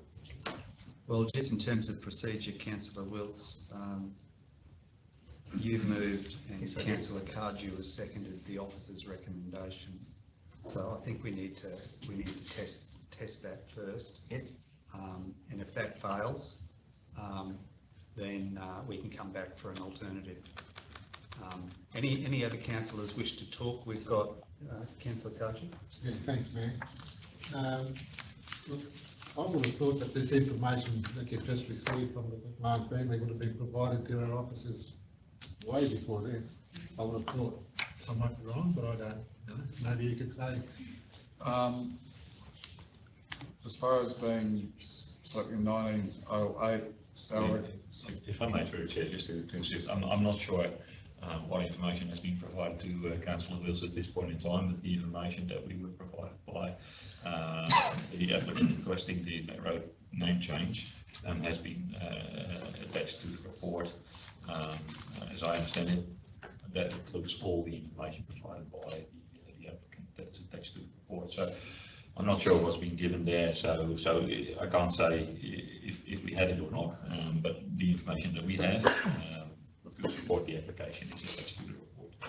Excuse me, councillors, I just need to take a bathroom stop. Could I just get leave of absence and just hand over to Councillor Cardew just for a couple of minutes?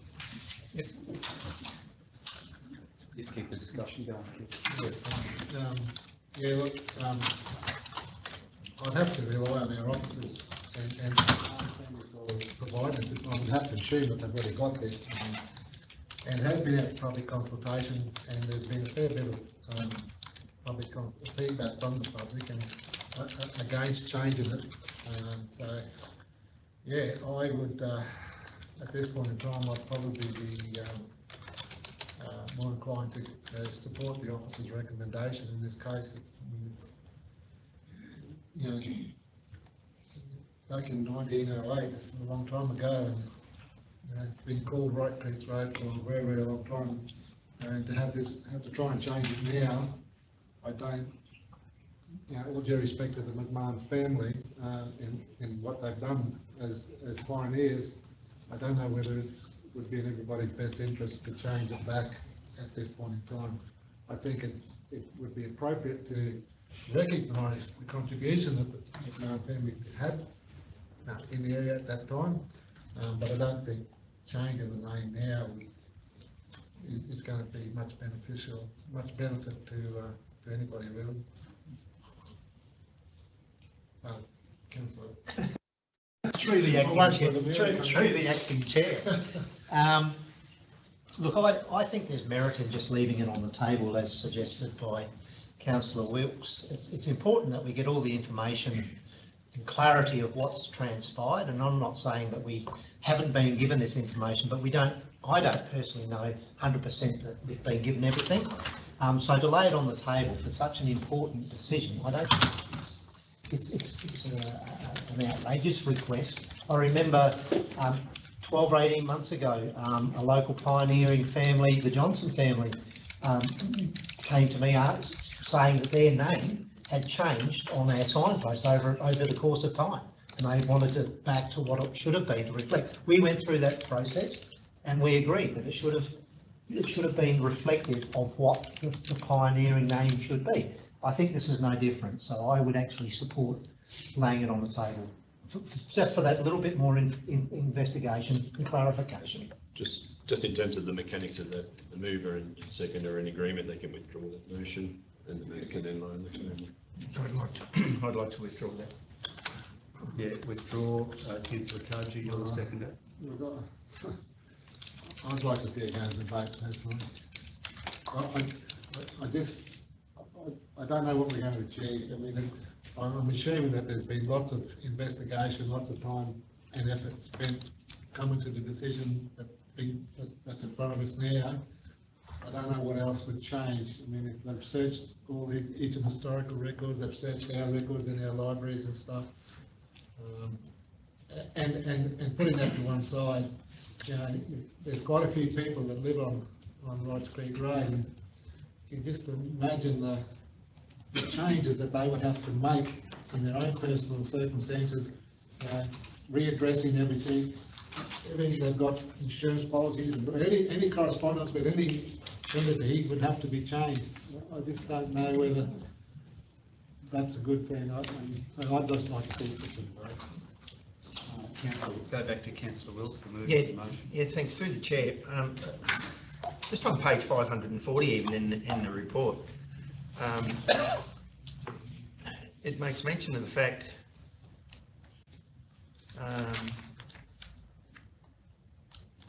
among them, I'll just paraphrase it here, among them were the McMahon brothers who settled Lake Eacham in 1908. McMahon's Road, now Wrights Creek Road, was named after them. And that appears on page 540 of the report. McMahon's Road was then gifted by the family to the Eacham Shire Council to provide vital community and school access to Lake Eacham, Gatgarra and the Gillies Highway.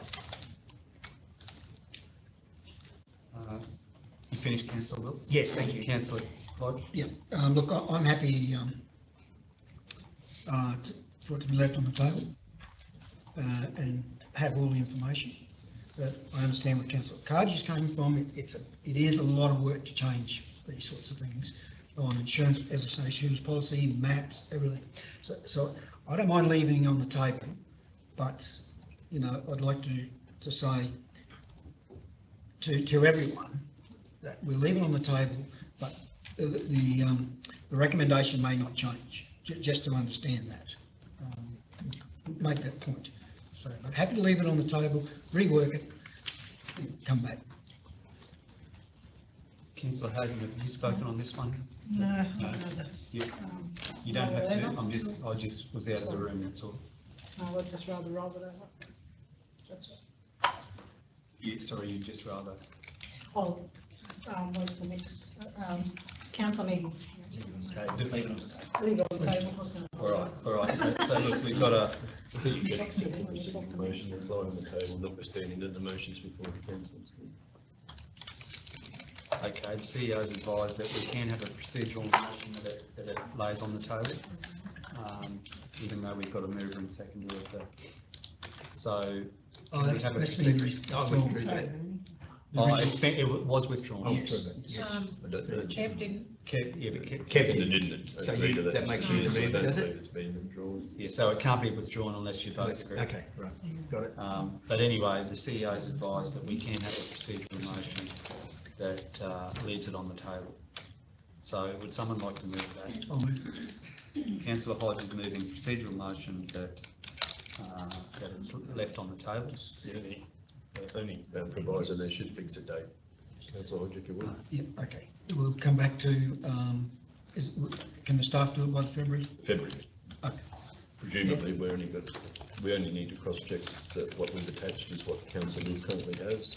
Yeah, and I suggest we just workshop the information provided from our internal searches to a great extent as well, so there's better understanding. Thanks. Thanks. See you. So we should be able to do it by February. Yeah. So Councillor Hodge's procedural motion, that the motion lie under the table until the next meeting of council. Yep. Perfect. All right, so we've got a procedural motion from Councillor Hodge. Those in favour? Carry.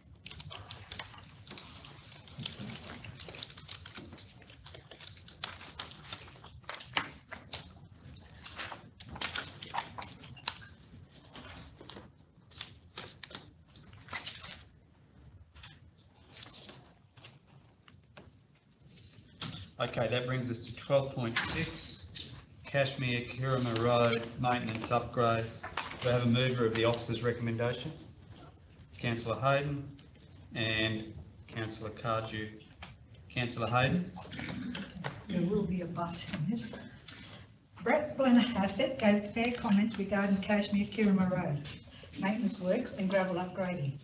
So I support council endorsing the delivery of council's annual grading program to Kashmir Kirrama Road as a priority once weather and pavement conditions allow.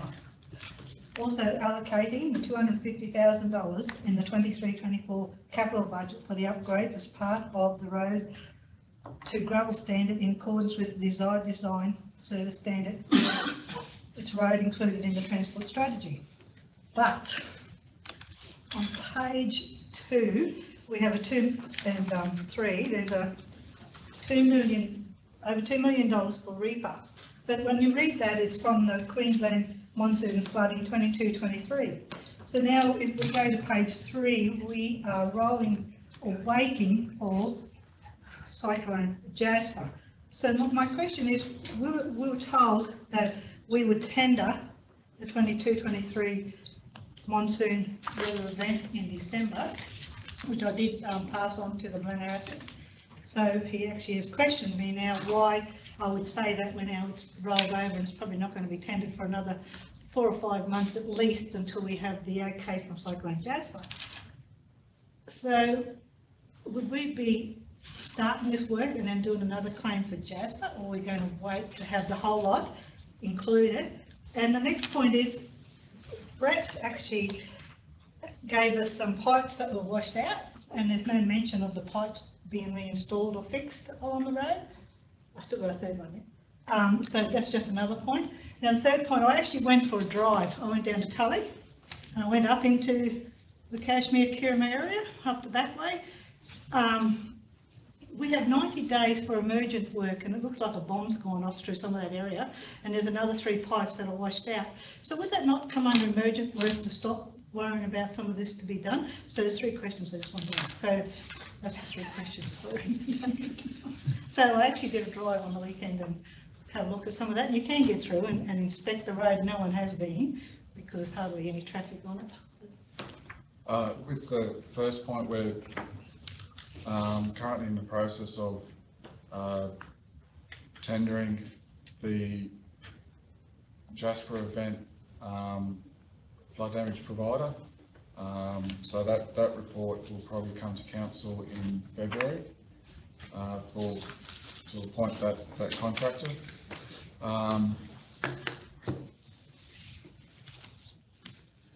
Whether we proceed with the once the approval comes through for the 22-23 wet season, or the last wet season flood damage events, the Reaper works, or roll it over into Jasper will probably depends on when that approval comes through, and how quickly we can get that road inspected for Reaper works, and what sort of quantity of work damage is greater than what's been submitted under the current event.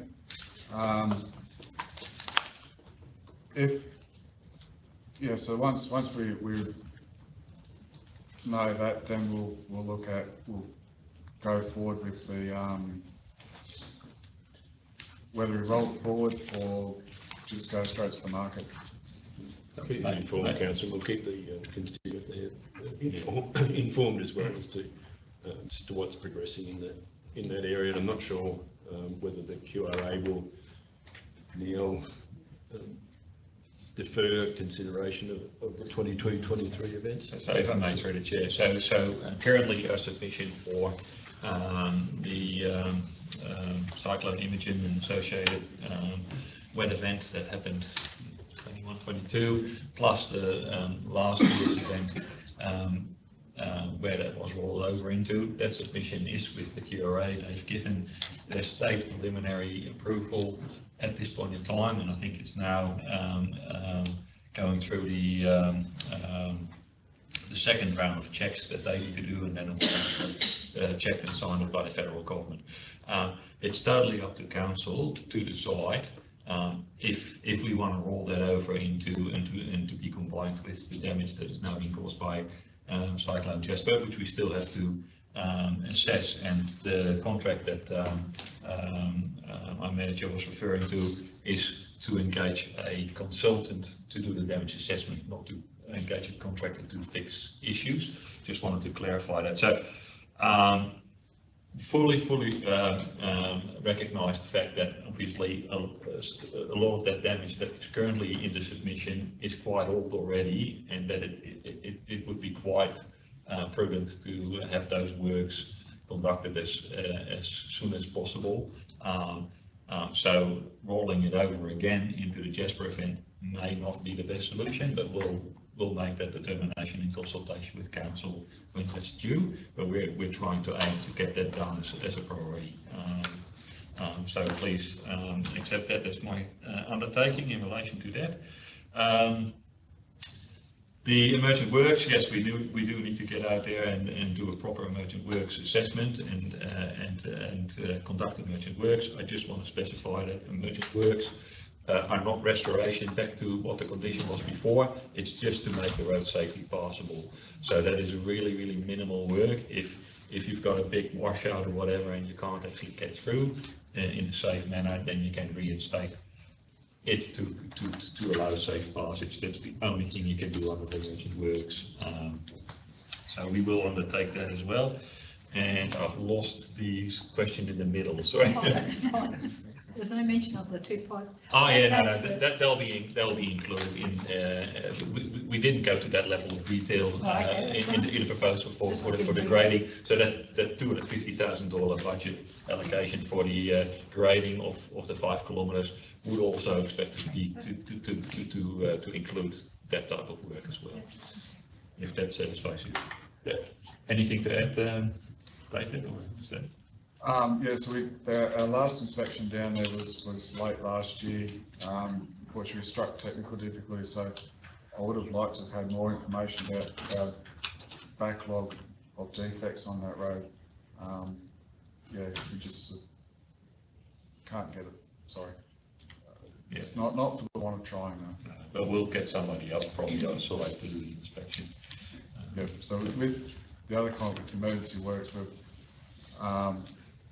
working at the moment to get some contractors, or source contractor, potentially off the coast if we need to come up and carry out works on especially the eastern end of Kashmir-Kirrama Road. Whilst the Herbert River has still got that road closed, or if it's still being on those conditions yet. Very good, thank you, Councillor Carter. Yeah, thanks, mate. We've got a motion on the books where we've said that we want something done ASAP. Now, I understand that we do need to know, what sort of costs we're going to be looking at, etc. That's fine. And I think you've given us an indication of those costs there. But what concerns me is that the motion's there and it's been passed by the entire council to say that we're going to get out there and address the issues that were raised in that deputation by that property owner. And by relying on funding from other sources, it's just going to prolong that. The motion says that we get out there as soon as we can and fix up what's been identified. So I just want some clarity on that. I mean, rolling over, funding from 2021 to 2022, then 2023 to 2024, that's all very good, but it's not getting done. The work's not getting done. And this property owner out there is still disadvantaged. So I just want some clarity on when we're going to get out there and do some work for this property out there and everyone else that uses out there. When's it going to be done? Just want some clarity on that. So through the chair, the report clearly indicates that we're intending to do grading on that road from March onwards. Obviously we're pending because if we've got an extended wet season, that won't happen. And that we're looking at the gravel upgrade over the section that has been consulted with Mr. Blennerhassett and agreed by Mr. Blennerhassett that that's the area that needs to be upgraded, which is through the Big Swamp area.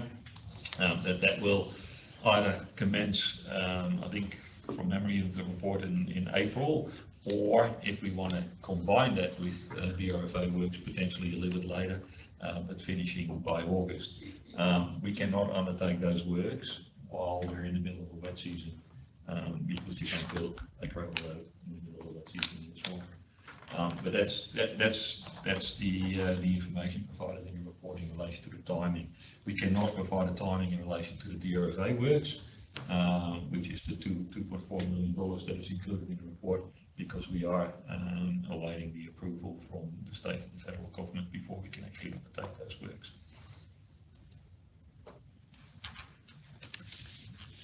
Councillors, we have a mover and seconder of the officer's recommendation. Those in favour? Carried. Thank you.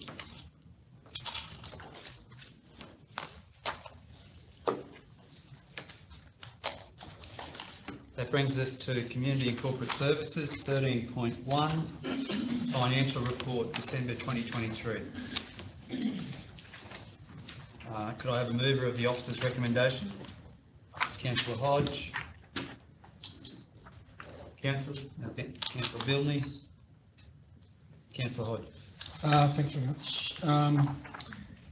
Everything seems to be progressing well year to date as of 31st of December, as per the Statement of Comprehensive Income. I do notice though that the operating position we've got a negative. I thought we had a slight surplus. Is that a budget or a...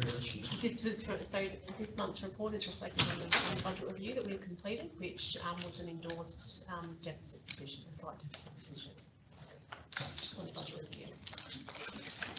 Everything's just want to go to the balance sheet and just the financial position, just so everyone understands. I noticed the equity, community equity, has gone down for the 6 months. Now our cash equivalents is down about $9 million. So if that went ahead again, but I don't think that there will be an explanation, one would think. We haven't received our phase grant yet, so that's $6 million. So potentially, yeah. That's right.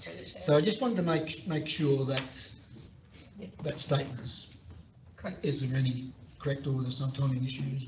Or? So if I may, through the chair, so that the previous financial year that's presented is a full financial year, whereas the current year is partway through, is 6 months through. So that only includes one rates run, for example. So we have two main periods of time where we collect revenue for council, and that's through our rating period.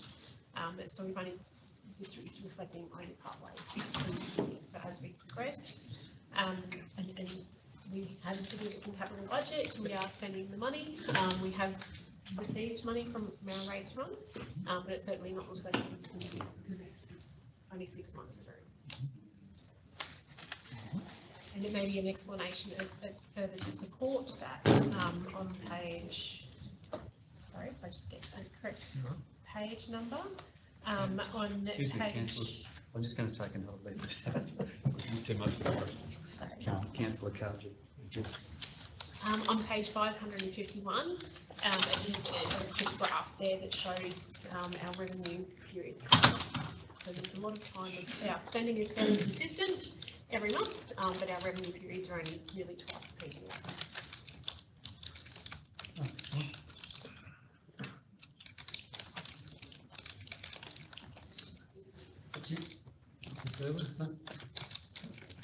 Any other councillors got any comments? Okay, so there's a mover and a second for the officer's report. Put it to the vote. All in favour? Everyone's in favour. Carried. Thank you.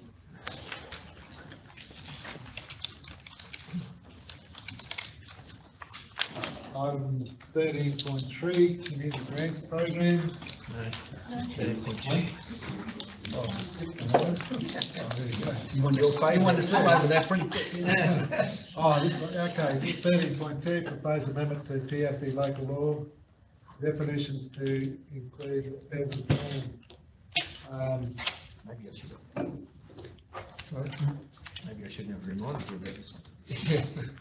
Okay, so we have an officer's recommendation here. We have a move, please. Sorry, you're on. Move, councillor Hodge, seconded. Okay, Bernie, councillor Wilkes. So I could just make a comment, councillor Cardew. I did make a comment on Tuesday that we didn't have any representations in opposition to the inclusion of this definition. That was not correct. There were some submissions that addressed the inclusion of the urban definition, but they were not on balance considered sufficient to not have this definition, which relates to multiple local laws. So I just want to correct that point. I wasn't accurate when I said that. Thank you, Gary. We've got a move and a seconder. Councillor Hodge. Yeah, okay, thanks very much. Yes, well, as we all realised at last meeting, that it just didn't get up, but I'm glad it's come back because I think it's imperative that we do have that definition in our local laws. So, yeah, simple as that. Don't need to go any more. Happy to move it.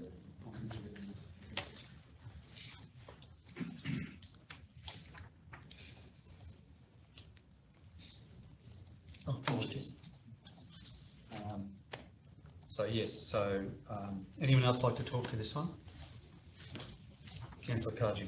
Yeah, look, I'm disappointed this would have to come back. We made a decision at the last meeting. Councillors voted against the officer's recommendation last time, and this was part of that recommendation, and councillors overturned it. And to bring this back next meeting is disappointing for me. There are other aspects in that officer's recommendation at the last meeting that were also overturned, and bringing back something, one at a time type thing, because I don't know, for whatever reason, yes, it's important that we have a definition for to include urban, but that was looked at last month, the last meeting. Should have been voted on, it was voted on, and the decision made. Bringing it back again next meeting after that, to me, I don't think that's right. Even though that I know that the local laws does need this definition, but it was voted on last month and it was voted down. So it should have been dealt with then, it was dealt with then. Bring it back to the second lap just because, well, I don't know, just because. I'm not in favour of doing this type of stuff. It makes us look silly, in my view. Thank you, Mayor. Thanks, Councillor Cardew. Councillor Building. Yeah, through the chair. Look,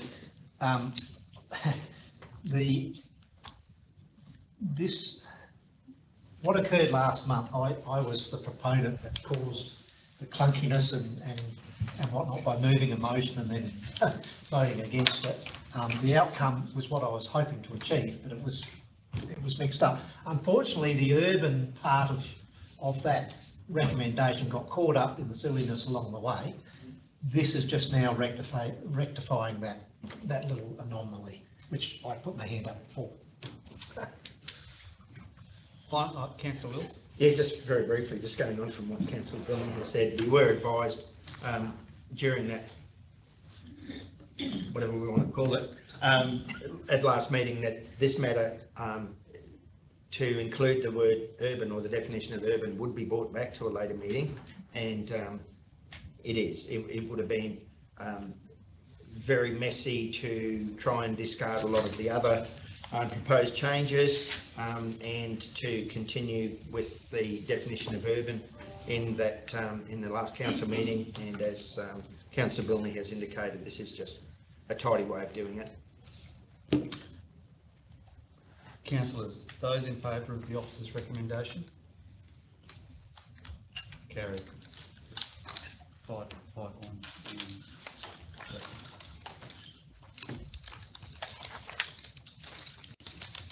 That brings us to item 13.3, TRC Community Grant Program, 1 July 2023 to 15 January 2024. Mover of the officer's recommendation, Councillor Bilney. Seconder, Councillor Hodge. Councillor Bilney. Yeah, through the chair, look, I'm just proposing that I've got an alternative motion that I want to put up. It doesn't change the officer's recommendation entirely, but it probably does in some respects. So it's not an amendment, it'll be an alternative motion. Excuse me, but just a point of order, the council has moved this one. Yeah, so you've moved the officer's recommendation. Here we go, clunkiness again from David. Sorry, I apologise. We're supposed to be getting better at this, aren't we? So Councillor Bilney and Matt. Yes, maybe I'll foreshadow an alternative. Yes, so Councillor Bilney has moved the officer's recommendation, but has a preference for an alternative in his back pocket, just in case this one doesn't get up. You're going 2 more weeks away. So Councillor Hodge, did you want to talk to this? No. You're the seconder? No, I'm not the seconder. Oh, you're not? No, Councillor Wilson was, I think. No. You were recorded. You. Sorry, was it, That wasn't me. were you seconding? You know, it's definitely, I called out your name. I wrote it down. Oh, yeah, okay, I'm happy to second it, For yeah. the purpose of addressing the meeting, Councillor Bilney, can I respectfully suggest that you withdraw your motion, and then if you have an alternative motion, seek the leave of the chair to put that forward. Yes, I seek to do what you've just suggested. So Councillor Bilney is seeking to withdraw. Councillor Hodge was the seconder. Will agree with that. So the officer's recommendation has been withdrawn. So we haven't got anything moved at the moment. Councillor Bilney was flagging that he did have an alternative. Councillors, are we happy to see Councillor Bilney's alternative? Yeah. Bring that up, please.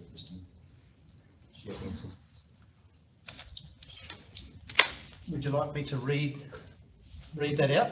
Okay. Yeah, if you read it out, then we'll see if we can get a seconder. Yeah, okay, so that Council 1, receive and note the report community grant program from 1st of July 23 to 15 January 24. Now that's the same as what the existing one is. The second part is to approve an increase of $25,000 to the current year 23-24 budget to support both community grants and event sponsorship, noting that the approved budget is now fully expended and to facilitate the transition to the requirements of the new policy. Councillors, do we have a seconder for Councillor Bilney's alternative? Councillor Wills is seconding. Councillor Wills is seconding, so we've got a seconder. Yeah, So if you'd like to talk to that. Could I just have a point on an explanation where the report says the budget allocation for 23-24 is 71,500 with 62,240 expended at 15th of January 24. Has there been more?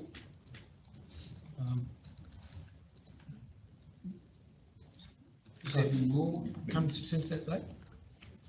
As in more, sorry, through the chair, has there been more grants come in? Yeah, or expected? Or applications, yes, there is expected to be more. Expected, but there is still that funding there.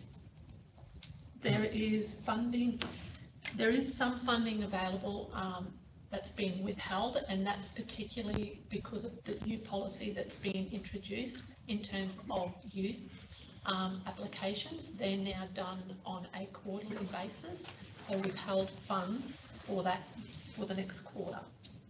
That's the only funds that are held for that quarter off the back of the policy that's been adopted.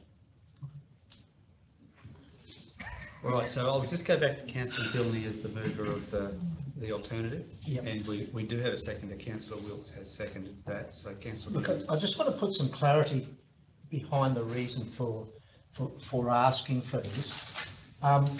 We note that the 15th of January this year, we've expended all the monies. It's a hugely successful program for our community, one that we should be celebrating substantially. And we are transitioning from a community grants program to community grants and sponsorships. So I think to understand the impacts of that decision of changing the way we do business, we need to also be able to fund it. To leave it dry at this point in time with arguably 6 months to go, I think is not really supportive of community benefit. So that's my reasoning for putting it up. And you're suggesting 25,000 as carried? Yes. Yes. Councillors? Councillor Cardew? Yeah, thanks, Mayor. Look, as much as I'd like to increase it, and I think that the community grant program is a good thing, I think that's a budget decision for next year.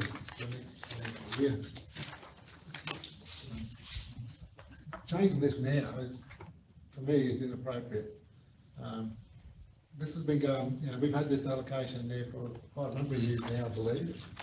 And to increase it, I'm not saying we shouldn't increase it, but I'm saying that it should be a decision in the budget deliberations for the next financial year. Everyone has known that we've had the current budget in place, and all the community out there knows, and yes, they all have the opportunity to put in applications, and yes, we have to address it within the budget that we have. And that should be out for this financial year. So I don't support it for that reason. I might have missed it, Councillor Billey, that where would the 25 grand come from? From the budget increase. Increased allocation. You mean increase in expenditure, which brings your surplus down another? Yes. 25,000. Not disregarding community benefit from this process. That's what we're about. Councillors? Councillor. Look, we set the budget at 71,500 for the community services for the grant program. Okay, there's 62,000 spent of I think there was 110 grant applications and approved 94. We've held that funding back, as the officer said, for the youth, okay, due to the change in policy. So we've got that money sitting there for the youth, right? So which is fine. So the budget's a budget, and I can understand amending a budget for emergent expenditure, but just to change it because we want to give some more out, I don't think it's right. But anyway, I understand where you're coming from. We're here to look after the community, I suppose.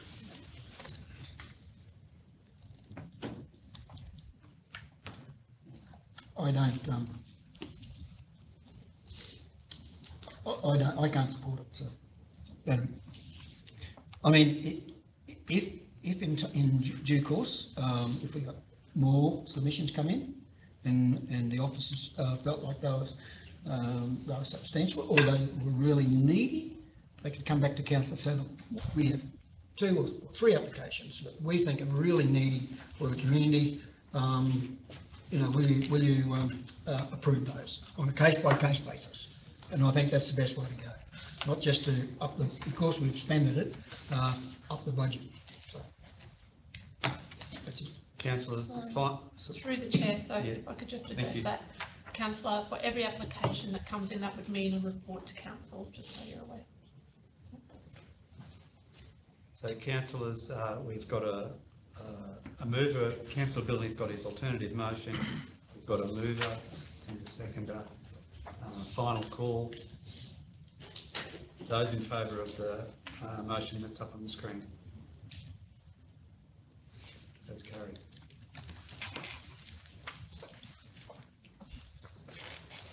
Cool.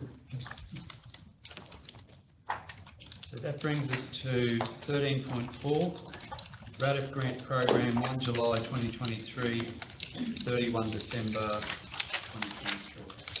Can I have a mover of the officer's recommendation? Councillor Hayden and Councillor Wills. Councillor Hayden? No, I'm just happy with the report, and I think there's been some great outcomes on some of this money that has been allocated to these organisations and people. Very good.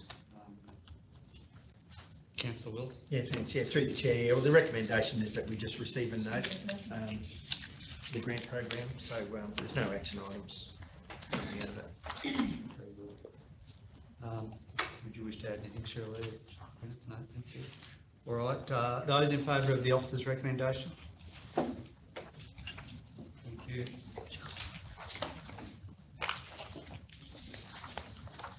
Um, 13.5, Cycling Advisory Committee. Have a mover of the officer's recommendation. Councillor Bilney and Councillor Wilts. Councillor Bilney. Through the chair, again, this is just an update of receiving and noting. Committee has recently received the draft Tableland cycling strategy for the 24 to 34 year period, and that was recently workshopped with council. It's now to go out for public consultation, then come back to council for consideration endorsement. I'd like to thank all the participants on the advisory committee for their guidance provided to inform the strategy, which has been prepared by the Treadwell Management Group, as well as my learned colleagues sitting at the table here. Thanks for your support, it's been much appreciated. Councillors, final call. Those in favour? Carried. Thank you.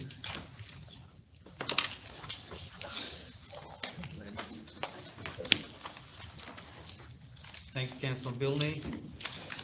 So that brings us to item 13.6, event sponsorship funding request. A mover of the officer's recommendation. Councillor Hayden and Councillor Wilts. Councillor Hayden. I'm fine with this, and there's money there in the budget for it. Very good, thank you. I'm happy with the recommendation as it stands, thanks. Councillors. Is this within budget? Councillor, just through the chair, now that you've endorsed a $25,000 increase, that money will come out of that budget. Okay. So prior to that endorsement, no, we wouldn't have budget for it because the budget is expended at this point in time. Hence why this report's come to council. Councillor Pardew. It's for real. We just, I'm gobsmacked. We've endorsed that now, they're putting this up. Yeah. Councillor Bilney approved it. 25, then you've got a conflict of interest in the outcome. Sorry, if I could just clarify through the chair.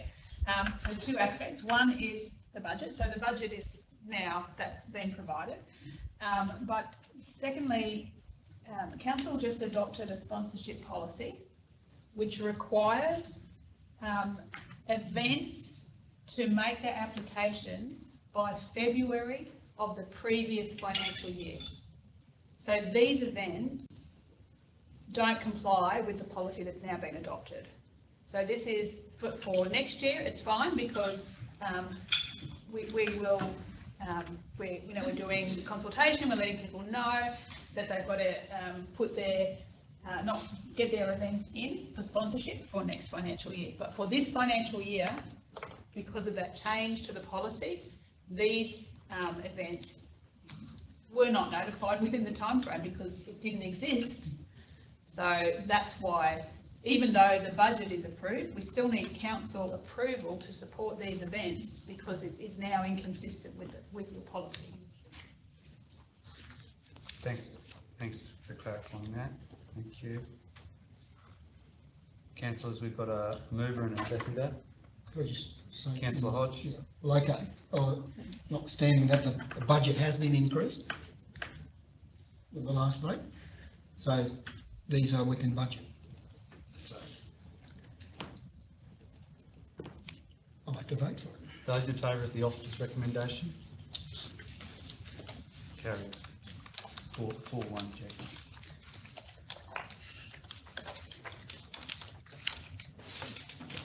Thank you.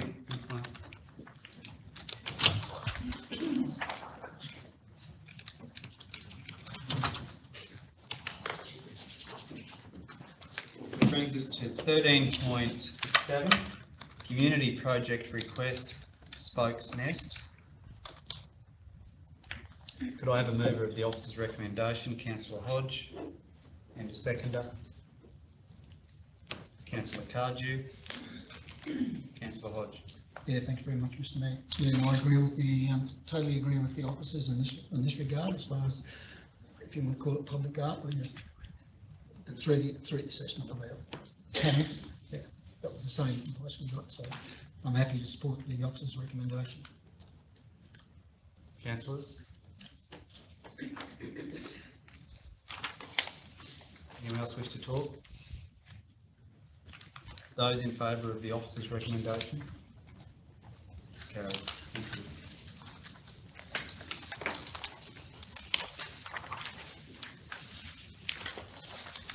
(13.8) Youth Advisory Committee and Inclusion Advisory Committee. Have a mover of the officer's recommendation. Councillor Hodge. Councillor Wilkes. Councillor Hodge. Yeah, thanks very much. I chair both of these committees, so I'm happy to support the officer's recommendation. Especially the inclusion committee is a very good committee. As I've said them before, that they are the advisory committee, and really we need to start advising council on a lot of these issues for people and disabilities and those sorts of things. So, which is great. And you've got the minutes of the youth. That one there. That was a bit short because Natalie, I think school had nearly finished. Georgie wasn't at that point there last meeting, so hope we can get it back to full strength again next year. So and we had some really good young students on our committee this year. So yeah, just hoping we can really get a really diverse group going forward. So happy to move the officer's recommendation. Thanks, Councillor Hodge. Councillors? Anyone else on this one? Those in favour? Carried. Thank you. That brings us to item 14. Notice of motion.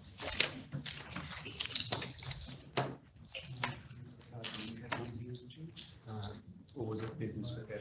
Oh, business without members.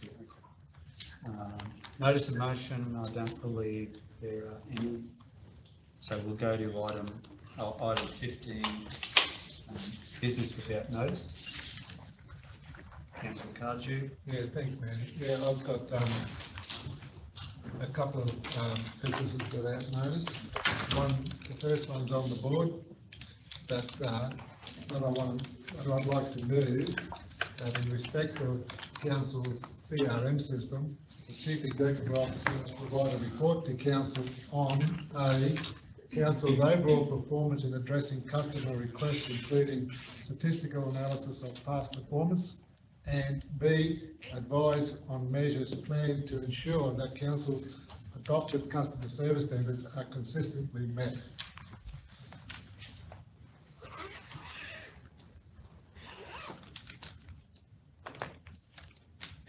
So do we have a seconder for Councillor Cardew's motion? Councillor Hodges seconded.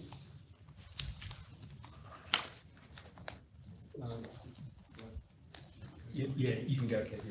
Yes, thanks. The reason I've put this up is that we are constantly, as councillors, we are constantly getting complaints from the general public about the way we manage and deal with customer requests that have been put into the system by our constituents. But dealing with these things are horrendous. I've had recent examples that I have forwarded on to the CEO to deal with. But in my view, this was one of the issues that was brought up when we were first elected coming to council, that our customer requests weren't being handled very well. And in the 4 years that we've been in council and trying to rectify this, we haven't had any success. I don't think it's much better than what it was when we first started. So hence, I want to bring it to a head and have a report brought back to council, giving the Chief Executive Officer the opportunity to investigate fully how our officers respond to customer requests. I mean, timeframes are blowing out, not getting back, not returning calls, all these sorts of things. And it's been echoed to us over the last 4 years, and we're still no better off, I don't think. So I want to bring it to a head.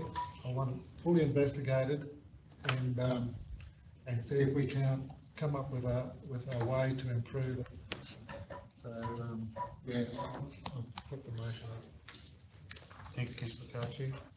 Councillors? No, I agree. I'm happy to support it. It's not a reflection of the staff, really. It's just a system. You know, I'm sure it can be worked on and be made more efficient. The report will highlight our performance overall and the exceptions that you're talking about, and what quantum of the vast number of requests we get that those exceptions represent. So I have no issue with providing the report. Matters are each matter that's forward through, and I've only had probably single figures in the years that I've been here of extreme examples, and they are dealt with at the time. But happy to provide the report, particularly in relation to improvement measures. We are always seeking to improve what we do. Acknowledge that some of the examples provided by Councillor Cardew across the last week, we haven't met the customer's expectations, and we haven't met the standards that we set for ourselves, and that'll be looked at as to why that's happened, and if there's a specific issue, that'll be addressed. But getting into writing the report needs to be standards. Very good. Councillor Hayden?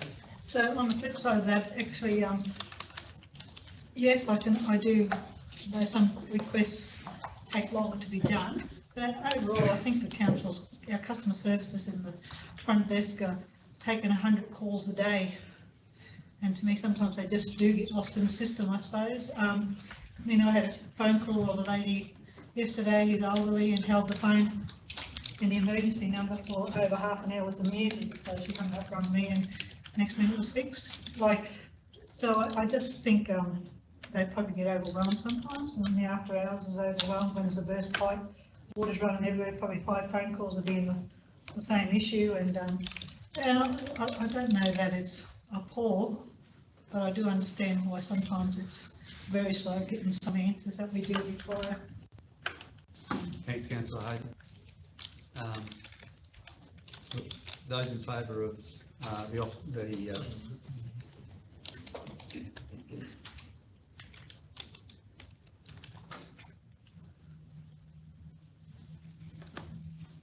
so those in favour of Councillor Cardew's business without notice. Carried. Thanks, Mayor. I have one other, and it's not on the board.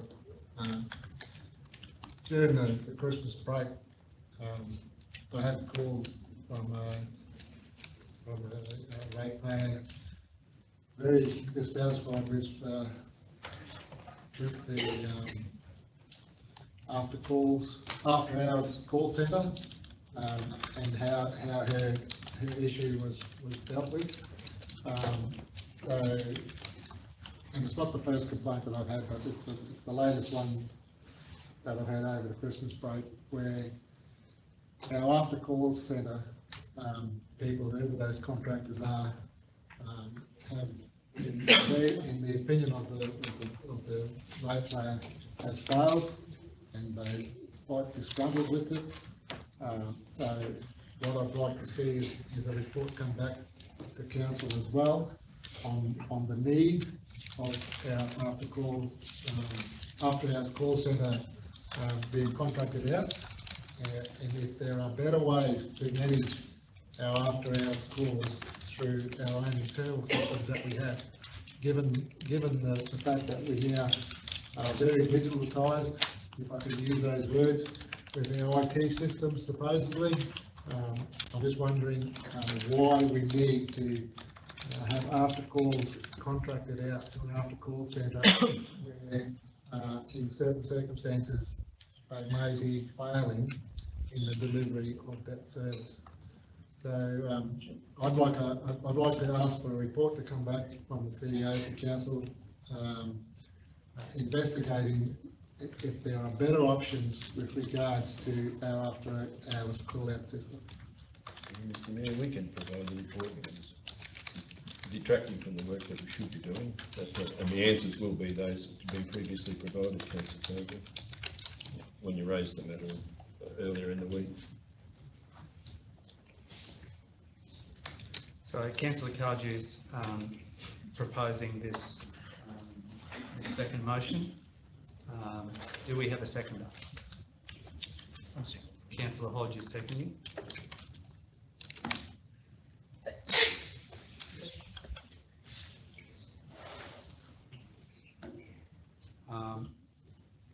Can I just check Yep. the wording? Yep. Councillor Cardew, that wording okay? The council investigated better options for after hours call centre, not contractors. If there are better options for after hours calls to be dealt with, as opposed to using outsourced contractors.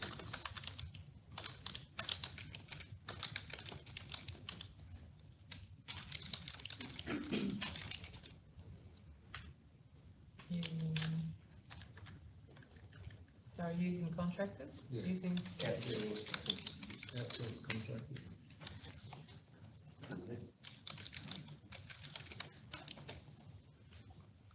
Hillary? And a report, so yeah, just the Yeah, actual, that the actual report, motion is that you want a sorry. report, yeah. Yeah. That'll be provided to council, yeah.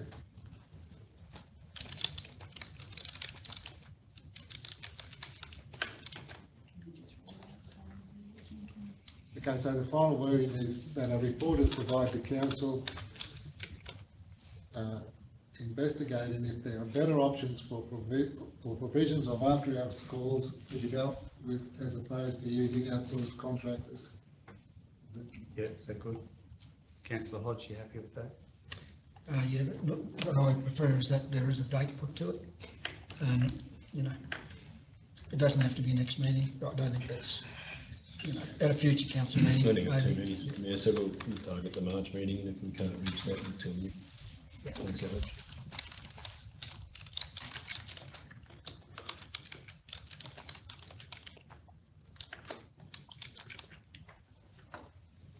Very good.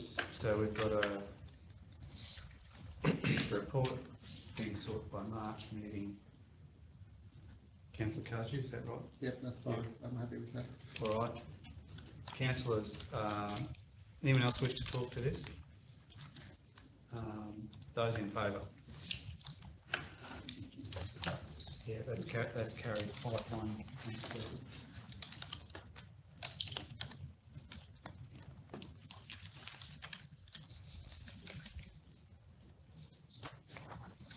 All right, any other items? No, that's all for me. Councillors, any other business without notice? Councillor Yeah, just through the chair, yeah, just very briefly, just a little good news story. This morning I was approached by a member of our outdoor team and expressing his gratitude to TRC as a result of skin tests that form part of a policy. It was found that he has a very aggressive melanoma on his back, and it wouldn't have been picked up if it hadn't have been for the current policy in that area, and he's extremely grateful to the TRC for the opportunity to have that rectified. So yeah, little good news story. Thank you very much, Hillary. Very good. Councillors? All right, that brings us to confidential items. So we'll go into, can we have a move, hang on Kev, can we just have a mover and seconder to go into confidential please? So Councillor Hodge is moving, Councillor Cardew seconding, those in favour? Carried, thank you.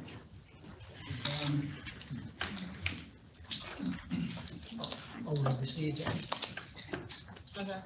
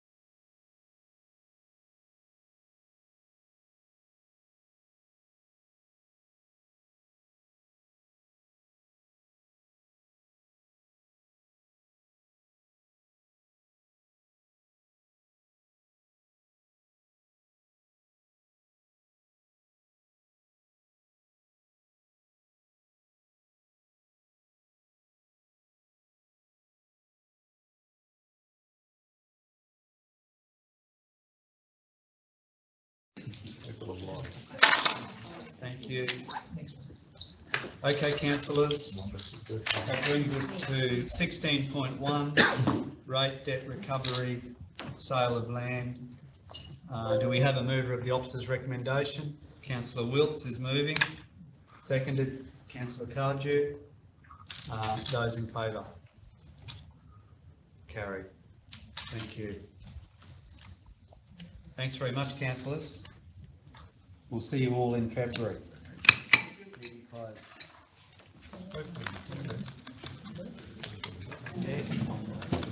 Yeah, I've got another one.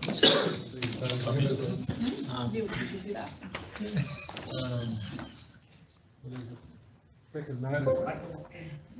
We're going to send a response to this one, the first one that we do. That's where we're from. No, this is that put on notice.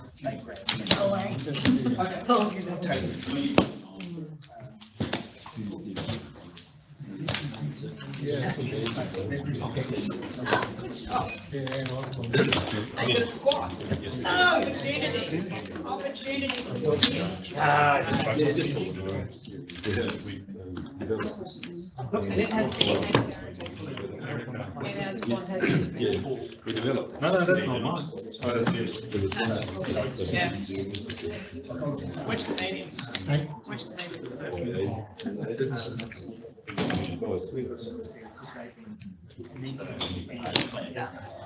medium.